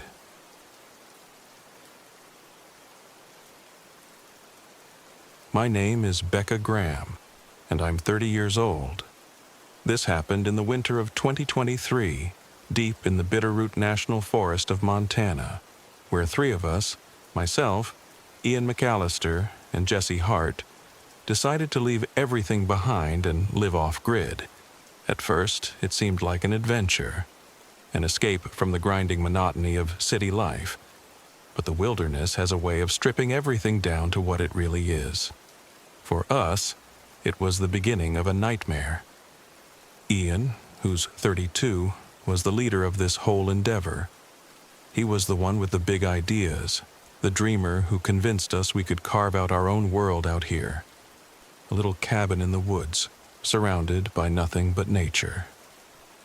Jesse, 28, was the quiet one, an artist with a sharp eye for detail and a soft heart. She came along mostly because Ian had convinced her it would be healing, a fresh start after a breakup that had left her shattered. And me, I wanted to prove something. I'd always been drawn to the idea of self-sufficiency, of proving I could live sustainably and apart from the chaos of modern life. But none of us really knew what we were doing. We arrived in late summer with enough supplies to see us through until the cabin was finished, or so we thought. The cabin was Ian's pet project, a half-built structure with one insulated room and an attached shed that wasn't weatherproof. We worked hard to finish it, cutting wood, hauling supplies, learning as we went. By fall, it became clear Ian had underestimated just how much work it would take to prepare for winter. The first sign of trouble was the cold. It came early, sharp and biting, before we had enough firewood stacked. Jesse would forage during the day while Ian and I chopped logs, but it was never enough. The solar panels Ian had installed didn't produce much power in the overcast skies, and the generator sputtered more often than it ran. We argued constantly about priorities, how much food to store, whether to ration fuel, or whether it was worth hiking to the nearest town for extra supplies. Then the wolves came. It started innocuously enough. One morning in late November, Jessie came back from gathering kindling with a strange look on her face. "There are tracks," she said quietly, dumping the bundle of sticks onto the snow-dusted ground outside the cabin. "Deer?" Ian asked, not looking up from his workbench. "No," she hesitated. "I think they're wolves." Ian laughed. "Wolves don't bother people, Jess. They're probably just passing through. Don't worry about it." But Jessie did worry. So did I. The tracks grew closer over the next week, appearing around the edges of our clearing, near the small goat pen we'd built. At night, we started hearing howls, low, mournful cries that seemed to echo through the trees. Jessie stopped going out alone, and I caught her staring out the window for hours, her hands trembling slightly. Ian brushed it off as paranoia, but even he seemed uneasy. One morning, the goats were gone. The pen's wire fence had been torn open, and there were drag marks in the snow leading into the woods. "This is bad," I said, my breath fogging in the icy air as I crouched by the pen. "It's nature," Ian replied, but his voice lacked its usual confidence. "We'll trap more game if we need to." But it wasn't just nature. I knew it, and so did Jessie. The tension between the three of us grew as the wolves grew bolder. They circled closer at night, their howls louder, more insistent. Ian started carrying the rifle everywhere, muttering about protecting what was ours. Jessie began leaving scraps of food outside as if to appease the wolves, much to Ian's fury. "Are you out of your mind?" he snapped one evening after catching her in the act. "You're inviting them here." "They're already here," Jessie shot back, her voice trembling. "They're watching us, Ian. If we don't show them respect, they'll take everything." "That's ridiculous," Ian said, turning to me. "Tell her, Becca." But I wasn't so sure. I'd seen the claw marks on the back of the cabin, the fresh tracks that seemed to multiply every morning. The wolves weren't just passing through, they were watching, waiting. The breaking point came during a snowstorm in mid-December. The power from the generator had been unreliable all week, and with no sunlight to charge the solar panels, we were relying on firelight and flashlights to see. The wind howled outside, carrying with it the cries of the wolves. Ian was pacing, the rifle clutched tightly in his hands. Jessie sat in the corner, carving something into a piece of wood, a wolf-like figure. I tried to keep busy, mending our dwindling stash of clothing, but the tension in the room was suffocating. Then the attack came. It started with a loud crash, a clawing, tearing sound at the side of the cabin. Ian jumped up, his face pale. "They're here," he whispered. I grabbed the flashlight and followed him to the door. The beam illuminated yellow eyes glinting in the darkness, circling just outside the edge of the clearing. A growl rumbled from the shadows.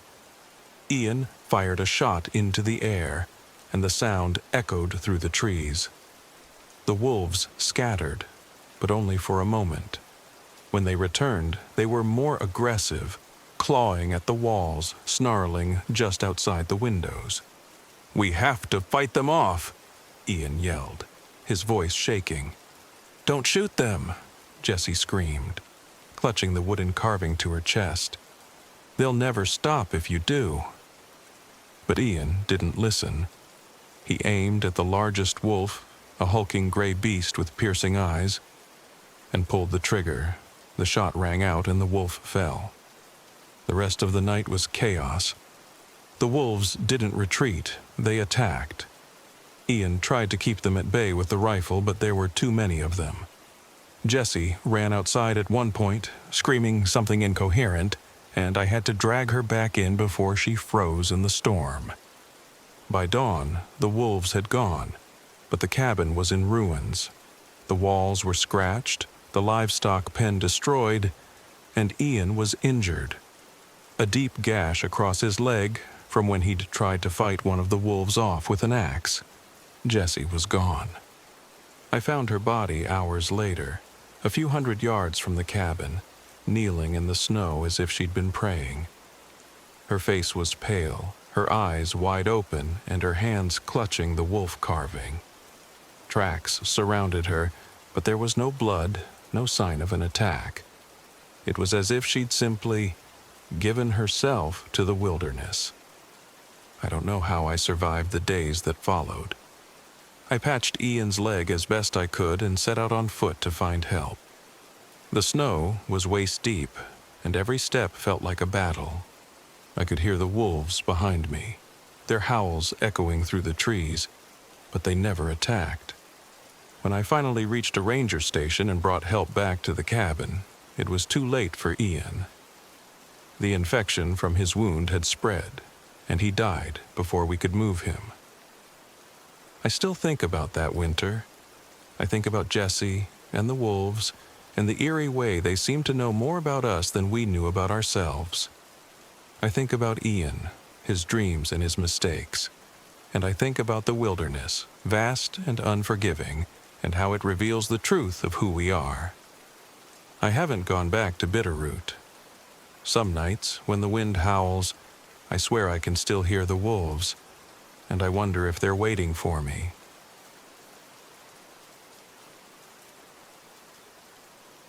My name is Michael Rhodes, and I'm 41 years old. This happened in the fall of 2023, on a piece of land I bought sight unseen in the middle of the Kenai Peninsula in Alaska. I wanted to leave behind my old life, a failed career in journalism, a divorce that still stung, and a growing sense that the city was suffocating me. I thought isolation was the cure. When I first arrived, the homestead didn't look like much. A ramshackle cabin with a caved-in roof, a rusting shed leaning at an impossible angle, and a field of tangled weeds that might have once been a garden. But I wasn't looking for luxury. I wanted hard work, solitude, and space to write. The land was supposed to be my blank slate. At first, I felt optimistic. I spent my days repairing the cabin and chopping wood for winter. I learned to fish the nearby streams and set traps for rabbits and squirrels. It was peaceful in a way I hadn't felt in years. The nights were quiet, save for the occasional hoot of an owl or the distant howling of wolves. But the peace didn't last. The first sign that something wasn't right came a few weeks in. I'd set a small snare near the edge of the forest, hoping to catch a rabbit. When I went to check it the next morning, the snare was gone, completely dismantled, the wire neatly coiled and left on a nearby rock. I stared at it, confused. Maybe I'd tied it wrong, or some animal had yanked it loose. I didn't think much of it until it happened again, and again. By the fourth time, I was certain someone, or something, was tampering with my traps. Not long after that, I started noticing other things. One morning, I went to retrieve my axe from the shed, only to find it missing. I scoured the cabin and surrounding area, but it was gone. 3 days later, it turned up leaning against a tree 50 yards from the cabin, the blade freshly sharpened. Footprints started appearing too, barefoot human footprints in the soft earth around the garden. They circled the cabin, always stopping just short of the windows. At first, I tried to convince myself it was my imagination. Maybe the footprints were older than I thought, or I'd forgotten where I'd left the axe. But deep down, I knew better. Someone was out there. I started locking the cabin door at night and keeping my rifle close. One afternoon, while I was fixing the shed roof, I met Cassidy. She was a hunter and trapper who lived a few miles away, though neighbor felt like a generous term for someone that far out. She was tough and wiry, with calloused hands and a no-nonsense attitude. "You're the guy who bought the old Riggs place," she said, leaning against a tree as I climbed down the ladder. "That's me," I said, brushing sawdust off my jacket. "You picked a hell of a spot," she said, her tone somewhere between a compliment and a warning. "Most folks don't last out here." I laughed nervously. "Well, I'm not most folks." Cassidy looked me over, her sharp eyes lingering on the rifle slung over my shoulder. Be careful out here, she said finally. Things can get strange. People go missing sometimes. No one talks about it much. Missing? I asked, my stomach tightening. She shrugged. Could be the weather, could be bears, or it could be... She trailed off, then shook her head. Just keep your wits about you. I wanted to ask her more, but she was already walking away, disappearing into the trees like a ghost. The footprints grew bolder after that. They came closer to the cabin, lingering beneath the windows. I started finding things out of place. My flashlight moved from the table to the floor. My boots turned sideways by the door. It felt like someone was toying with me, testing my limits. One night, I woke to the sound of footsteps crunching outside. They were slow and deliberate, circling the cabin. My heart pounded as I grabbed the rifle and crept to the window. But by the time I mustered the courage to look, the sound had stopped. The next morning, I found a dead rabbit hanging from the porch beam. Its throat had been slit, and its blood dripped onto the wooden planks below. I reached out to Cassidy again, hiking to her cabin through the dense forest. She listened quietly as I told her about the footprints, the missing tools, the rabbit. It's probably a drifter, she said finally. There's a guy people talk about, lives in the woods, keeps to himself. Could be him. Should I call the police? I asked. Cassidy snorted. And tell them what? That someone's playing games with you? They won't do anything. Besides, the nearest trooper's 2 hours away. You're on your own out here. Her words chilled me. The first snowstorm of the season hit hard. By then, I'd fortified the cabin as best I could, boarded up the windows, reinforced the door, and stockpiled firewood. The storm raged for 2 days, the wind howling like a living thing. On the second night, the power went out. I cursed as I grabbed my flashlight and headed to the generator. But when I opened the shed, I found the wires cut clean through. Panic set in. Whoever had been watching me wasn't just messing around anymore. As I turned to head back to the cabin, I caught a glimpse of movement in the trees, a shadow flitting between the trunks. My breath hitched, and I raised the rifle, my finger trembling on the trigger, but the figure was gone. That night was the longest of my life. The cabin was pitch black, save for the faint glow of the fireplace. Every creak and groan of the wood felt like a threat. Then came the banging. It started softly, a faint tapping on the walls, then grew louder, more insistent. It moved around the cabin, as if whoever, or whatever, was outside was testing for weak spots. I shouted into the darkness, hoping to scare them off, but the banging didn't stop. Desperate, I fired a shot through the window, the sound deafening in the confined space. The banging ceased, and the silence that followed was almost worse. By morning, the storm had passed, leaving the world blanketed in snow. I stepped outside, rifle in hand, to survey the damage. The trees surrounding the cabin were marked with strange carvings, twisting, jagged symbols that made my stomach churn. My firewood pile had been scattered, the logs tossed haphazardly into the snow. And then I saw the tracks. Barefoot human tracks leading from the edge of the forest to the cabin, then back again. I couldn't take it anymore. I packed a bag, grabbed the rifle, and set off toward Cassidy's cabin. The snow made the hike brutal, each step sinking up to my knees. My breath came in ragged gasps, my fingers numb despite my gloves. As I trudged through the forest, I couldn't shake the feeling that I was being followed.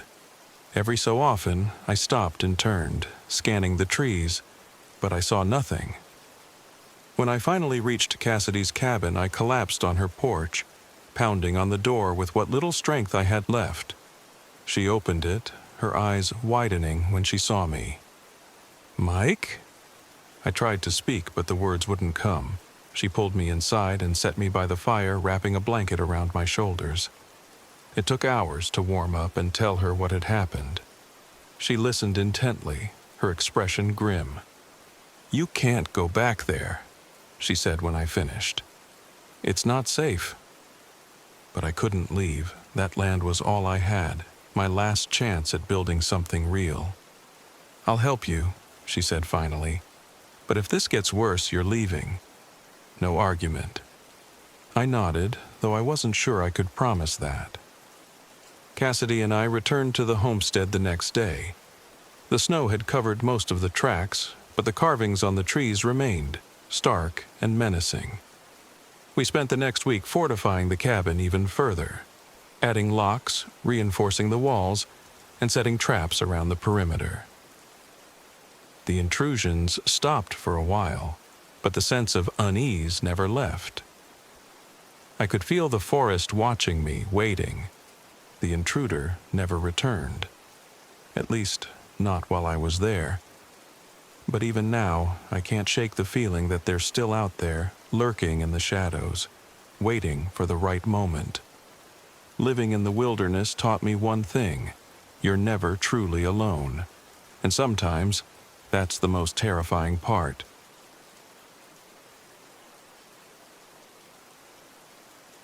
My name is Leah Kane, and I'm 38 years old. This happened during the winter of 2023, on the edge of a glacier in Wrangell St. Elias National Park, Alaska. I came here to escape the pieces of my life I couldn't fix.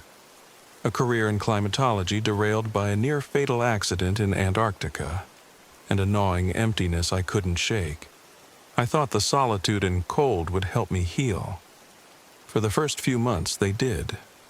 I'd found an abandoned trapper's cabin, barely standing against the elements, and rebuilt it into something livable.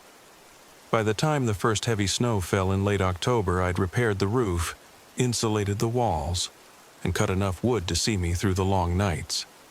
My research equipment, a solar charger, a laptop, and a few outdated tools from my old fieldwork days, was temperamental at best, but it was enough for what I needed. Most days, I trekked out to the glacier with my gear, taking ice core samples and measuring melt patterns. The work kept me grounded. If I wasn't hauling equipment or fighting the wind to collect data, I was chopping wood or fixing the cabin. There was no time to think too much, no time for memories to creep in. The glacier had a way of keeping me humble. It was beautiful but unforgiving, an expanse of cracked, glistening ice stretching for miles, bordered by jagged peaks. Every sound was magnified in the stillness. The groaning shifts of the ice, the rush of distant avalanches, the sharp crack of snow crust breaking underfoot. But one sound stood out. It started on a calm, clear morning in mid-November. I was taking a core sample when I heard it. A low, rhythmic hum, faint but distinct. I froze, holding my breath, straining to pinpoint the source. It wasn't the wind or the shifting ice, it sounded mechanical, like the vibrations of an engine deep underground. I walked in circles, trying to find the origin, but the sound seemed to come from everywhere and nowhere at once. Eventually it faded, leaving me with an unsettled feeling I couldn't shake. The hum returned the next day and the day after that, always faint, always just beyond my reach. Milo Fletcher, the bush pilot who delivered my supplies, laughed when I mentioned it to him. "Probably just the glacier shifting," he said, leaning against his battered plane. "Ice moves like a living thing, you know, makes all sorts of weird noises." I wanted to believe him, but it didn't sit right. I'd spent years studying glaciers, listening to their creaks and groans. This was different. "Just be careful out there," Milo added, his tone turning serious. "Glaciers are dangerous, and some folks around here say Wrangell has its own quirks." "What kind of quirks?" I asked. Milo hesitated, then shrugged. "Legends mostly. People disappearing, weird stuff buried in the ice. Makes for good campfire stories." I laughed it off, but the unease in Milo's voice lingered. The discoveries began a week later. It was snowing lightly when I spotted the first artifact, an old, rusted metal pole protruding from the ice. At first, I thought it was a piece of equipment left behind by a previous researcher, but when I dug it out, I realized it wasn't scientific at all. It looked like the remains of a sled runner, bent and twisted, its surface etched with faint, unfamiliar markings. Intrigued, I kept digging. Over the next few days, I found more. Fragments of rope, a metal clasp, what might have been part of a lantern. The items were scattered in a rough line, as if someone had abandoned them in a hurry. Then I found the journal. It was frozen several feet down, encased in a block of ice. I chipped it out carefully, carried it back to the cabin, and spent hours thawing it by the fire. The leather cover was cracked and brittle, the pages warped, but most of the writing was still legible. The entries were dated 1896 and signed by a man named J.R. Calloway. His handwriting was neat at first, describing a survey expedition across the glacier. He wrote about the cold, the hardships of travel, and the beauty of the landscape. But as I read further, the tone shifted. Calloway started mentioning strange occurrences, the same rhythmic hum I'd heard, unnatural melt patterns, and an impossible structure buried deep in the ice. His final entries were frantic, barely coherent. "Do not disturb it," one read. "The ice will punish the intruder." I couldn't sleep that night. The wind howled outside, rattling the cabin, but it was the journal's words that haunted me. Part of me wanted to ignore it, to stick to my research and pretend I hadn't found anything. But another part of me, a stubborn, desperate part, couldn't let it go. I had to know what Calloway had found. Over the next few weeks, I focused on the glacier, tracing the line of artifacts and following the journal's descriptions. The hum grew louder as I got closer to what I thought was the site.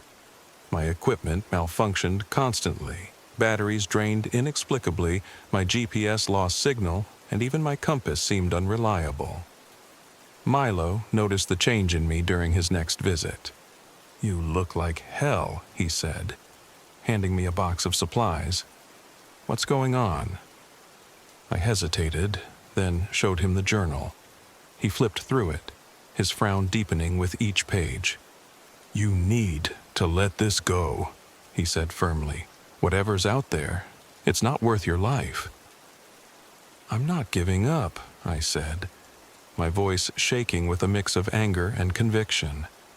"This is my chance to do something that matters." Milo didn't argue, but I could see the worry in his eyes as he climbed back into his plane. I found the structure a few days later. It was buried under a ridge of ice, barely visible except for the faint outline of a jagged, metallic edge. I dug for hours, my hands numb and shaking, until I uncovered enough to confirm it wasn't natural. The surface was smooth and black, gleaming faintly in the weak sunlight. It didn't look like anything I'd ever seen. Not a vehicle, not a building, not even a piece of machinery. The hum was deafening now, vibrating through the ice and into my bones. I should have stopped there, but I didn't.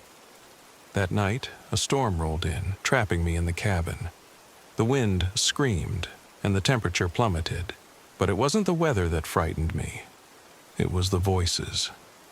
They started faintly, like whispers carried on the wind.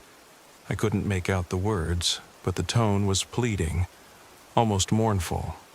I told myself it was just the storm, just my mind playing tricks. But the whispers grew louder, more insistent. When the cabin door rattled as if something was trying to get in, I grabbed my rifle and stayed awake until dawn. The storm left the glacier unrecognizable. The ridge where I'd found the structure had collapsed, burying my tools and samples under tons of ice. I stood there, staring at the destruction, feeling a mix of relief and frustration. It was over. I couldn't dig any deeper, couldn't go any further. But as I turned to leave, I saw footprints in the snow. bare, human footprints leading from the collapsed ridge toward my cabin. I don't remember much about the hike back. The wind was biting and my legs felt like lead, but I kept moving, my heart pounding with a mix of fear and urgency. When I reached the cabin, the door was ajar. Inside, everything was untouched except for the journal, which lay open on the table. The final entry had changed. "Leave now," it read. "The ice will not forgive you."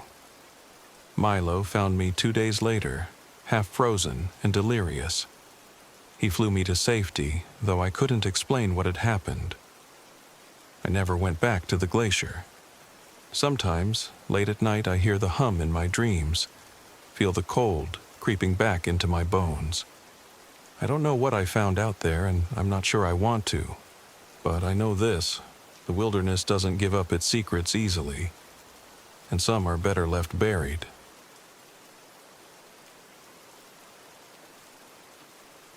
My name is Eli Warren, and I'm 34 years old. This happened in the fall of 2023, in the Bitterroot National Forest of Montana. I had left my life in Portland behind, my tech job, the endless grind, the sterile meetings in glass-walled offices, to build something real, something that mattered. My best friend Connor Drake came with me. He was 33, and we'd been friends since college. Connor was the kind of guy who could fix anything with duct tape and a little ingenuity. I figured between the two of us, my planning and his hands-on skills, we could pull it off. I was wrong. The land we bought was a 10-acre plot deep in the forest, about a half-hour drive from the nearest town. When we first arrived, the excitement coursing through me made the problems seem small. Sure, the clearing was overgrown, and the remains of a half-collapsed logging shack littered one corner of the property, but the air was fresh, the sky was impossibly wide, and we were free. "This is going to take forever," Connor muttered as he surveyed the brush. "It's part of the adventure," I told him, grinning. Connor gave me a skeptical look but didn't argue. He rarely did. He wasn't a talker, not like me. The first few days passed in a haze of hard labor. We had to clear enough space for our cabin before the first snow hit, but the chainsaw I'd picked up secondhand gave out almost immediately. Connor worked on it for hours, muttering curses under his breath, but it was beyond saving. "Let's rent one in town," he suggested. I refused. "Rentals eat into our budget. We'll manage." Instead, we spent the next few days hacking at the brush with hand tools, a slow and exhausting process. Connor didn't complain outright, but I could feel his frustration simmering beneath the surface. The first time we met the locals was when we drove into town to pick up supplies. The general store was a small, dimly lit place that smelled of sawdust and mildew.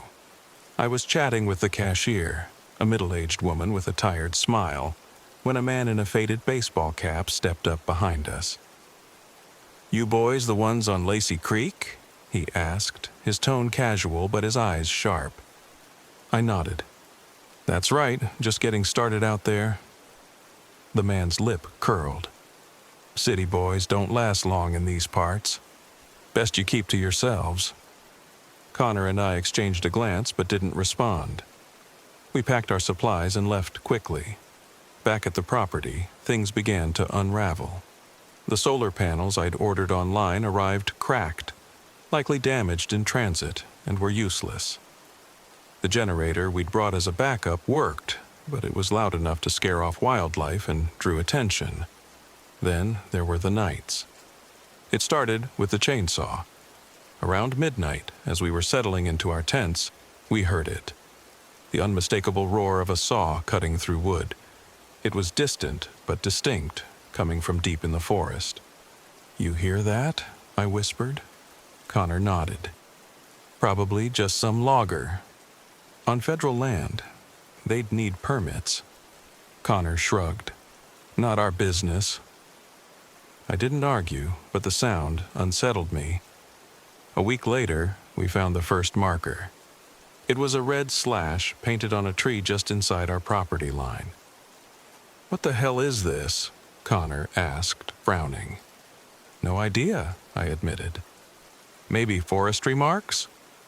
Connor shook his head. "Forestry Service uses different colors. This looks personal." I wanted to dismiss it, but I couldn't shake the feeling that someone was watching us. That night, one of our trail cameras disappeared. The strap was still there, dangling from the tree like a severed limb, but the camera itself was gone. "Probably an animal," I said, though even as the words left my mouth, I didn't believe them. Connor didn't bother to argue. We were already stretched thin when the locals came back into our lives. It started with the logger. Connor and I were returning from a water run when we saw him. A man in his 50s, wiry and tan, stood on the edge of our clearing, a cigarette dangling from his lips. "This is private property," I called, trying to keep my voice steady. The man didn't move.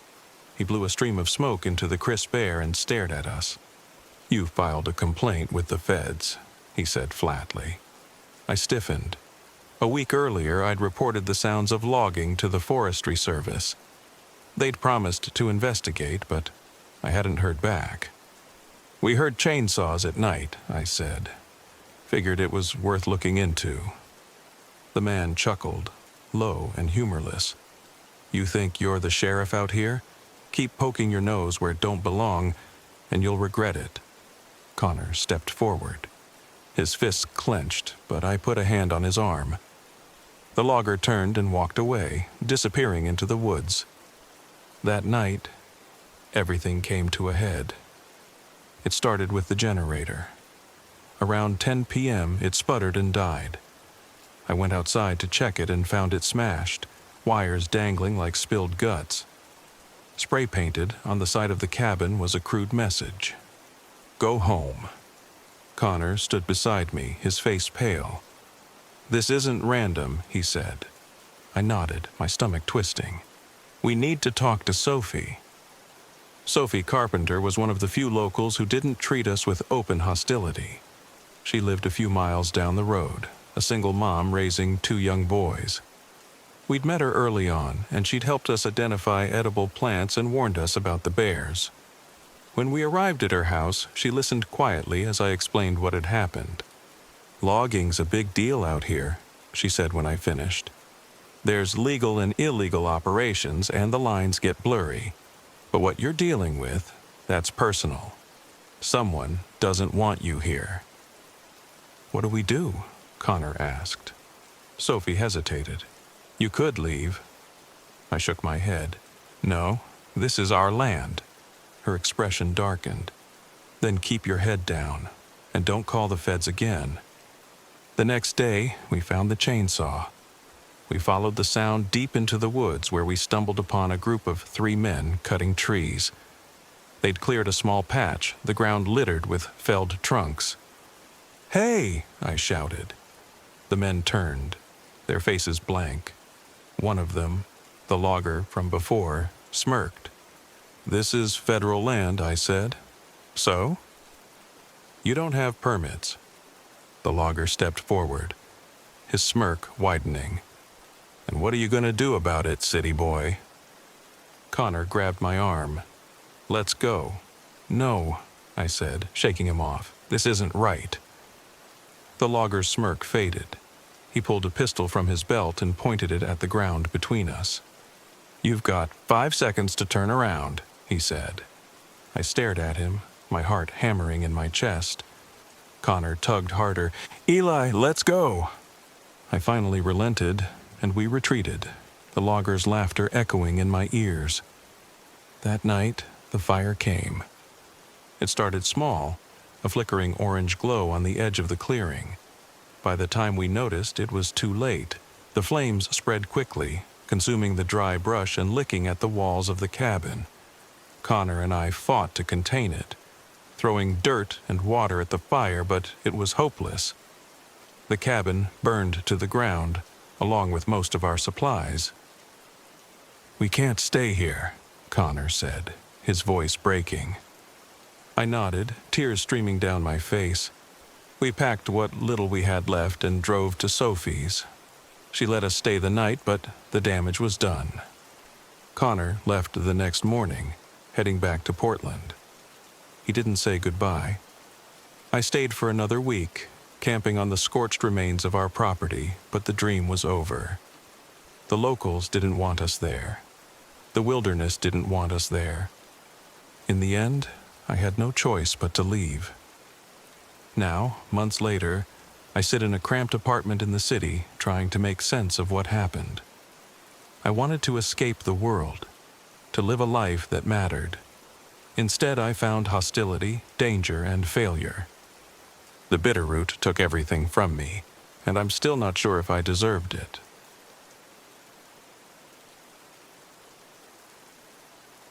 My name is James Carver, but everyone used to call me Jimmy. I'm 37 years old, and this happened last year, in the Hoh Rainforest of Washington. I moved there 3 years ago after my life fell apart. I was an architect once, built skyscrapers that people could see for miles. But when the firm I worked for collapsed in scandal and my name got dragged through the mud, I walked away from it all. I thought if I could find a place far enough from people, I could start over. The rainforest seemed perfect, quiet, remote, full of life, but without anyone to tell me what to do. I bought a small plot deep in the woods and built my cabin by hand, piece by piece. For 3 years, I made that place my home. I thought I was safe. I was wrong. It started with the figurine. The day was like any other. Gray skies, damp air, and the steady drip of rain on the cabin roof. I'd been carving a set of wooden bowls, something to keep my hands busy during the endless afternoons. As I stepped outside to stretch, I saw it, sitting on the railing of my porch. A small wooden figure, crude but unmistakably human-shaped. I didn't carve it. I stood there for a long time, staring at the thing. It wasn't mine, but it wasn't threatening either. Just a few pieces of wood lashed together with twine. I figured maybe it had washed up from the river or blown in from a hiker's camp. I tossed it into the woods and didn't think much more about it until the next morning when I found another one. The second figurine was more detailed. Its legs were carefully notched, its arms carved thin. It was standing in the center of my woodpile, staring back at me. Someone had been here. I checked the perimeter, but there were no signs of footprints, no broken twigs or disturbed earth. Still, the feeling lingered. Someone was watching me. I told myself it was probably nothing. Kids messing around, maybe, though I hadn't seen anyone in weeks. By the third figurine, though, I knew I wasn't imagining things. It was perched on my windowsill, its head turned as if peering into the cabin. The rain seemed heavier that week, or maybe it just felt that way. The gray skies pressed down on me, and everything inside the cabin seemed damp. My journals, my wood carvings, even my clothes smelled faintly of mildew. The rainwater collector clogged twice, and I spent hours in the mud, clearing it by hand. That's when I started hearing noises at night. They were faint at first, just the sound of branches snapping or the whisper of movement through wet ferns. But one night, I woke up to the sound of metal clanging.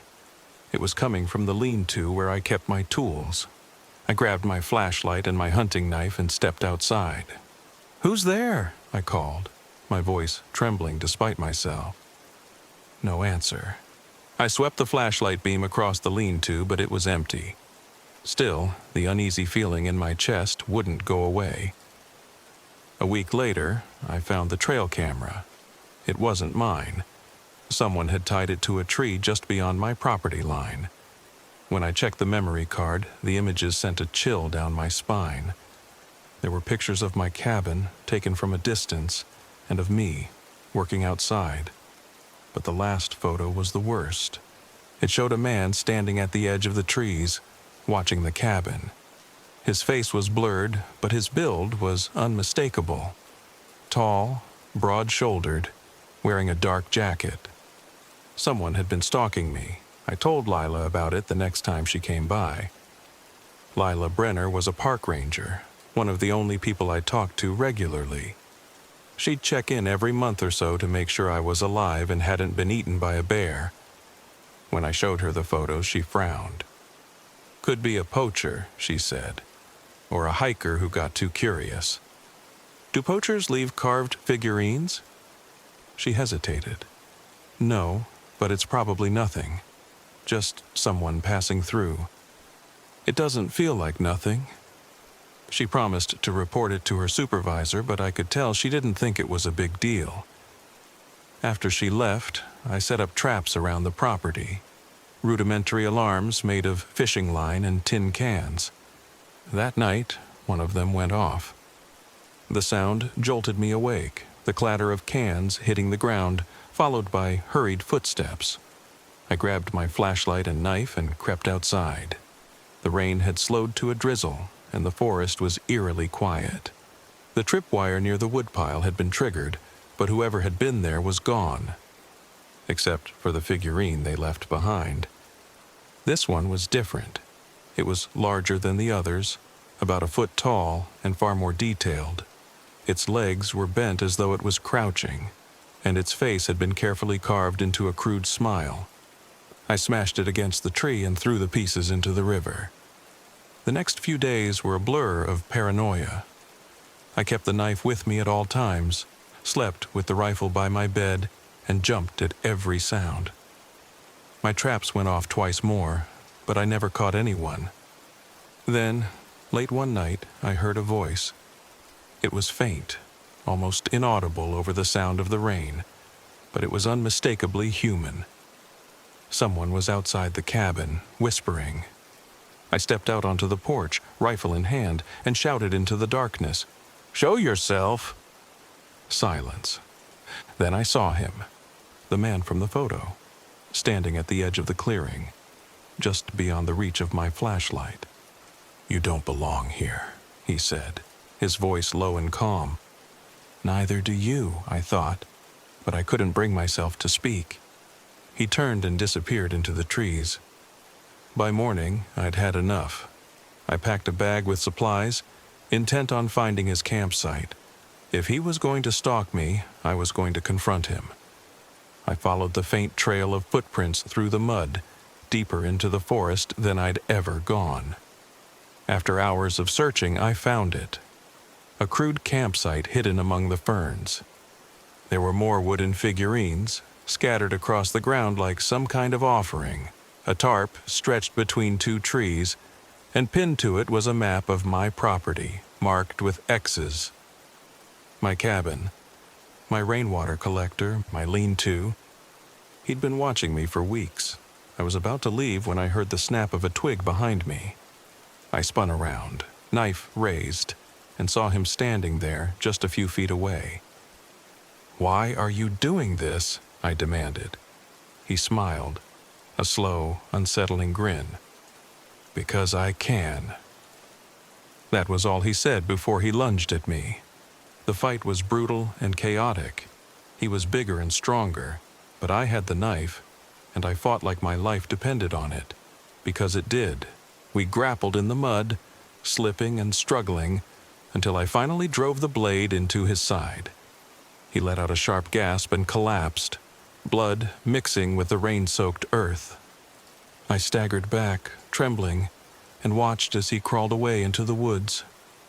When I returned to the cabin, it felt different. Smaller, darker, like it no longer belonged to me. The rainwater system was ruined, the traps tangled, and the wooden figurines seemed to haunt every corner of my mind. I packed what little I could carry and left that same day. Now, back in the city, I sometimes wonder if he's still out there, carving his figurines, waiting for the next person foolish enough to think they can control the wilderness. Because the truth is, you can't. The forest doesn't care about you, and neither do the shadows in the trees.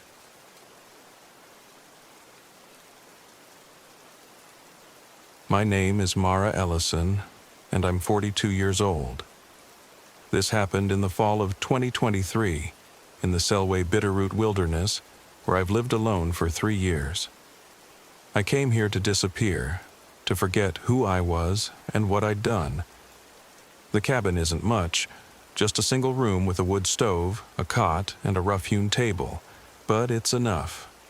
The wilderness is harsh and unyielding, but it doesn't judge. Out here, I can pretend the world beyond the trees doesn't exist. Or at least I thought I could. It started with the missing hatchet. I kept my tools in a lean-to next to the cabin, everything lined up in its proper place. But one morning, I noticed the hatchet was gone. I assumed I'd misplaced it, probably left it near the woodpile or the creek. I searched, but it was nowhere to be found. Must have been an animal, I muttered to myself. Though even as I said it, I knew it wasn't true. A week later, I found footprints in the mud near the river. They were fresh, human, and definitely not mine. I told myself I was imagining things, that my isolation was getting to me. The wind in the trees, the groan of the cabin, settling at night, they all felt louder, closer. But I've always been good at dismissing fear. Fear, after all, is what drove me out here. That's when I found Callie. I was walking the trail near the river, gathering water and checking my snares, when I heard the faint sound of crying. At first, I thought it was an animal, but as I moved closer, I saw her. A young woman, huddled against a rock, her hair matted and face streaked with dirt. She looked up when I approached, her eyes wide and glassy. "Help me," she whispered. Callie Harper was 26, though she looked older, her face etched with exhaustion. She claimed she'd been hiking with a boyfriend who'd gone off trail, leaving her behind when they argued. She said she'd been wandering for days, lost and scared. "Where's your pack?" I asked. "I lost it in the river," she said quickly. Too quickly. Her story didn't add up. She had no gear, no map, not even a jacket. Still, I couldn't leave her out there, so I brought her back to the cabin. She devoured the stew I made, her hands shaking as she lifted the spoon. "Thank you," she said between bites. "I didn't think anyone lived out here." "Not many do." "You're alone." I hesitated. "Yes." Something flickered in her eyes. Curiosity, maybe, or something darker, I couldn't tell. Over the next few days, Callie stayed with me. She asked a lot of questions. How long had I lived here? Did anyone else know where I was? Why had I come? I dodged most of them. The thing is, I don't trust people. Not anymore. My time as a journalist taught me that everyone has an agenda, and I couldn't shake the feeling that Callie wasn't being entirely truthful. Still, I couldn't send her back into the wilderness, not without proof she was lying. Then the noises started. It began on the third night. I woke to the sound of something moving outside the cabin, a faint rustling, like footsteps in the underbrush. I grabbed my rifle and crept to the window, but the moonlight revealed nothing. The next morning, I found the woodpile disturbed, logs scattered across the ground. "An animal?" Callie asked when I showed her. "Maybe," I said, but I didn't believe it. A few days later, I found a trail camera hidden in the trees near the edge of my property. I hadn't placed it there. When I checked the footage, my stomach dropped. The images were blurry, but there was no mistaking the figure. A man standing just inside the tree line, watching the cabin. He was tall, broad-shouldered, wearing a dark jacket and a baseball cap. I showed Callie the footage, hoping she might recognize him. Her face went pale. "I don't know who that is," she said, her voice trembling, but I didn't believe her. That night, I pressed her for answers. "Tell me the truth, Callie. Who is he?" Her eyes darted toward the window as if she expected to see him there. Finally, she broke. I lied, she admitted. I wasn't just hiking. My boyfriend and I we were looking for cabins, places we could squat or take things from. My chest tightened. And you thought you'd rob me? No, she said quickly. I didn't know about you, I swear. But he's not a good person. When he found out you were here, he said we should scare you, make you leave. I felt my blood run cold. Why didn't you tell me this sooner? I was scared, she whispered. That night, I stayed awake, rifle in hand. The first sign of him came just after midnight. A faint metallic clang from the lean-to. I crept to the window, peering into the darkness. My heart pounded as I saw a shadow moving between the trees. He was here. The next few hours were a blur of tension.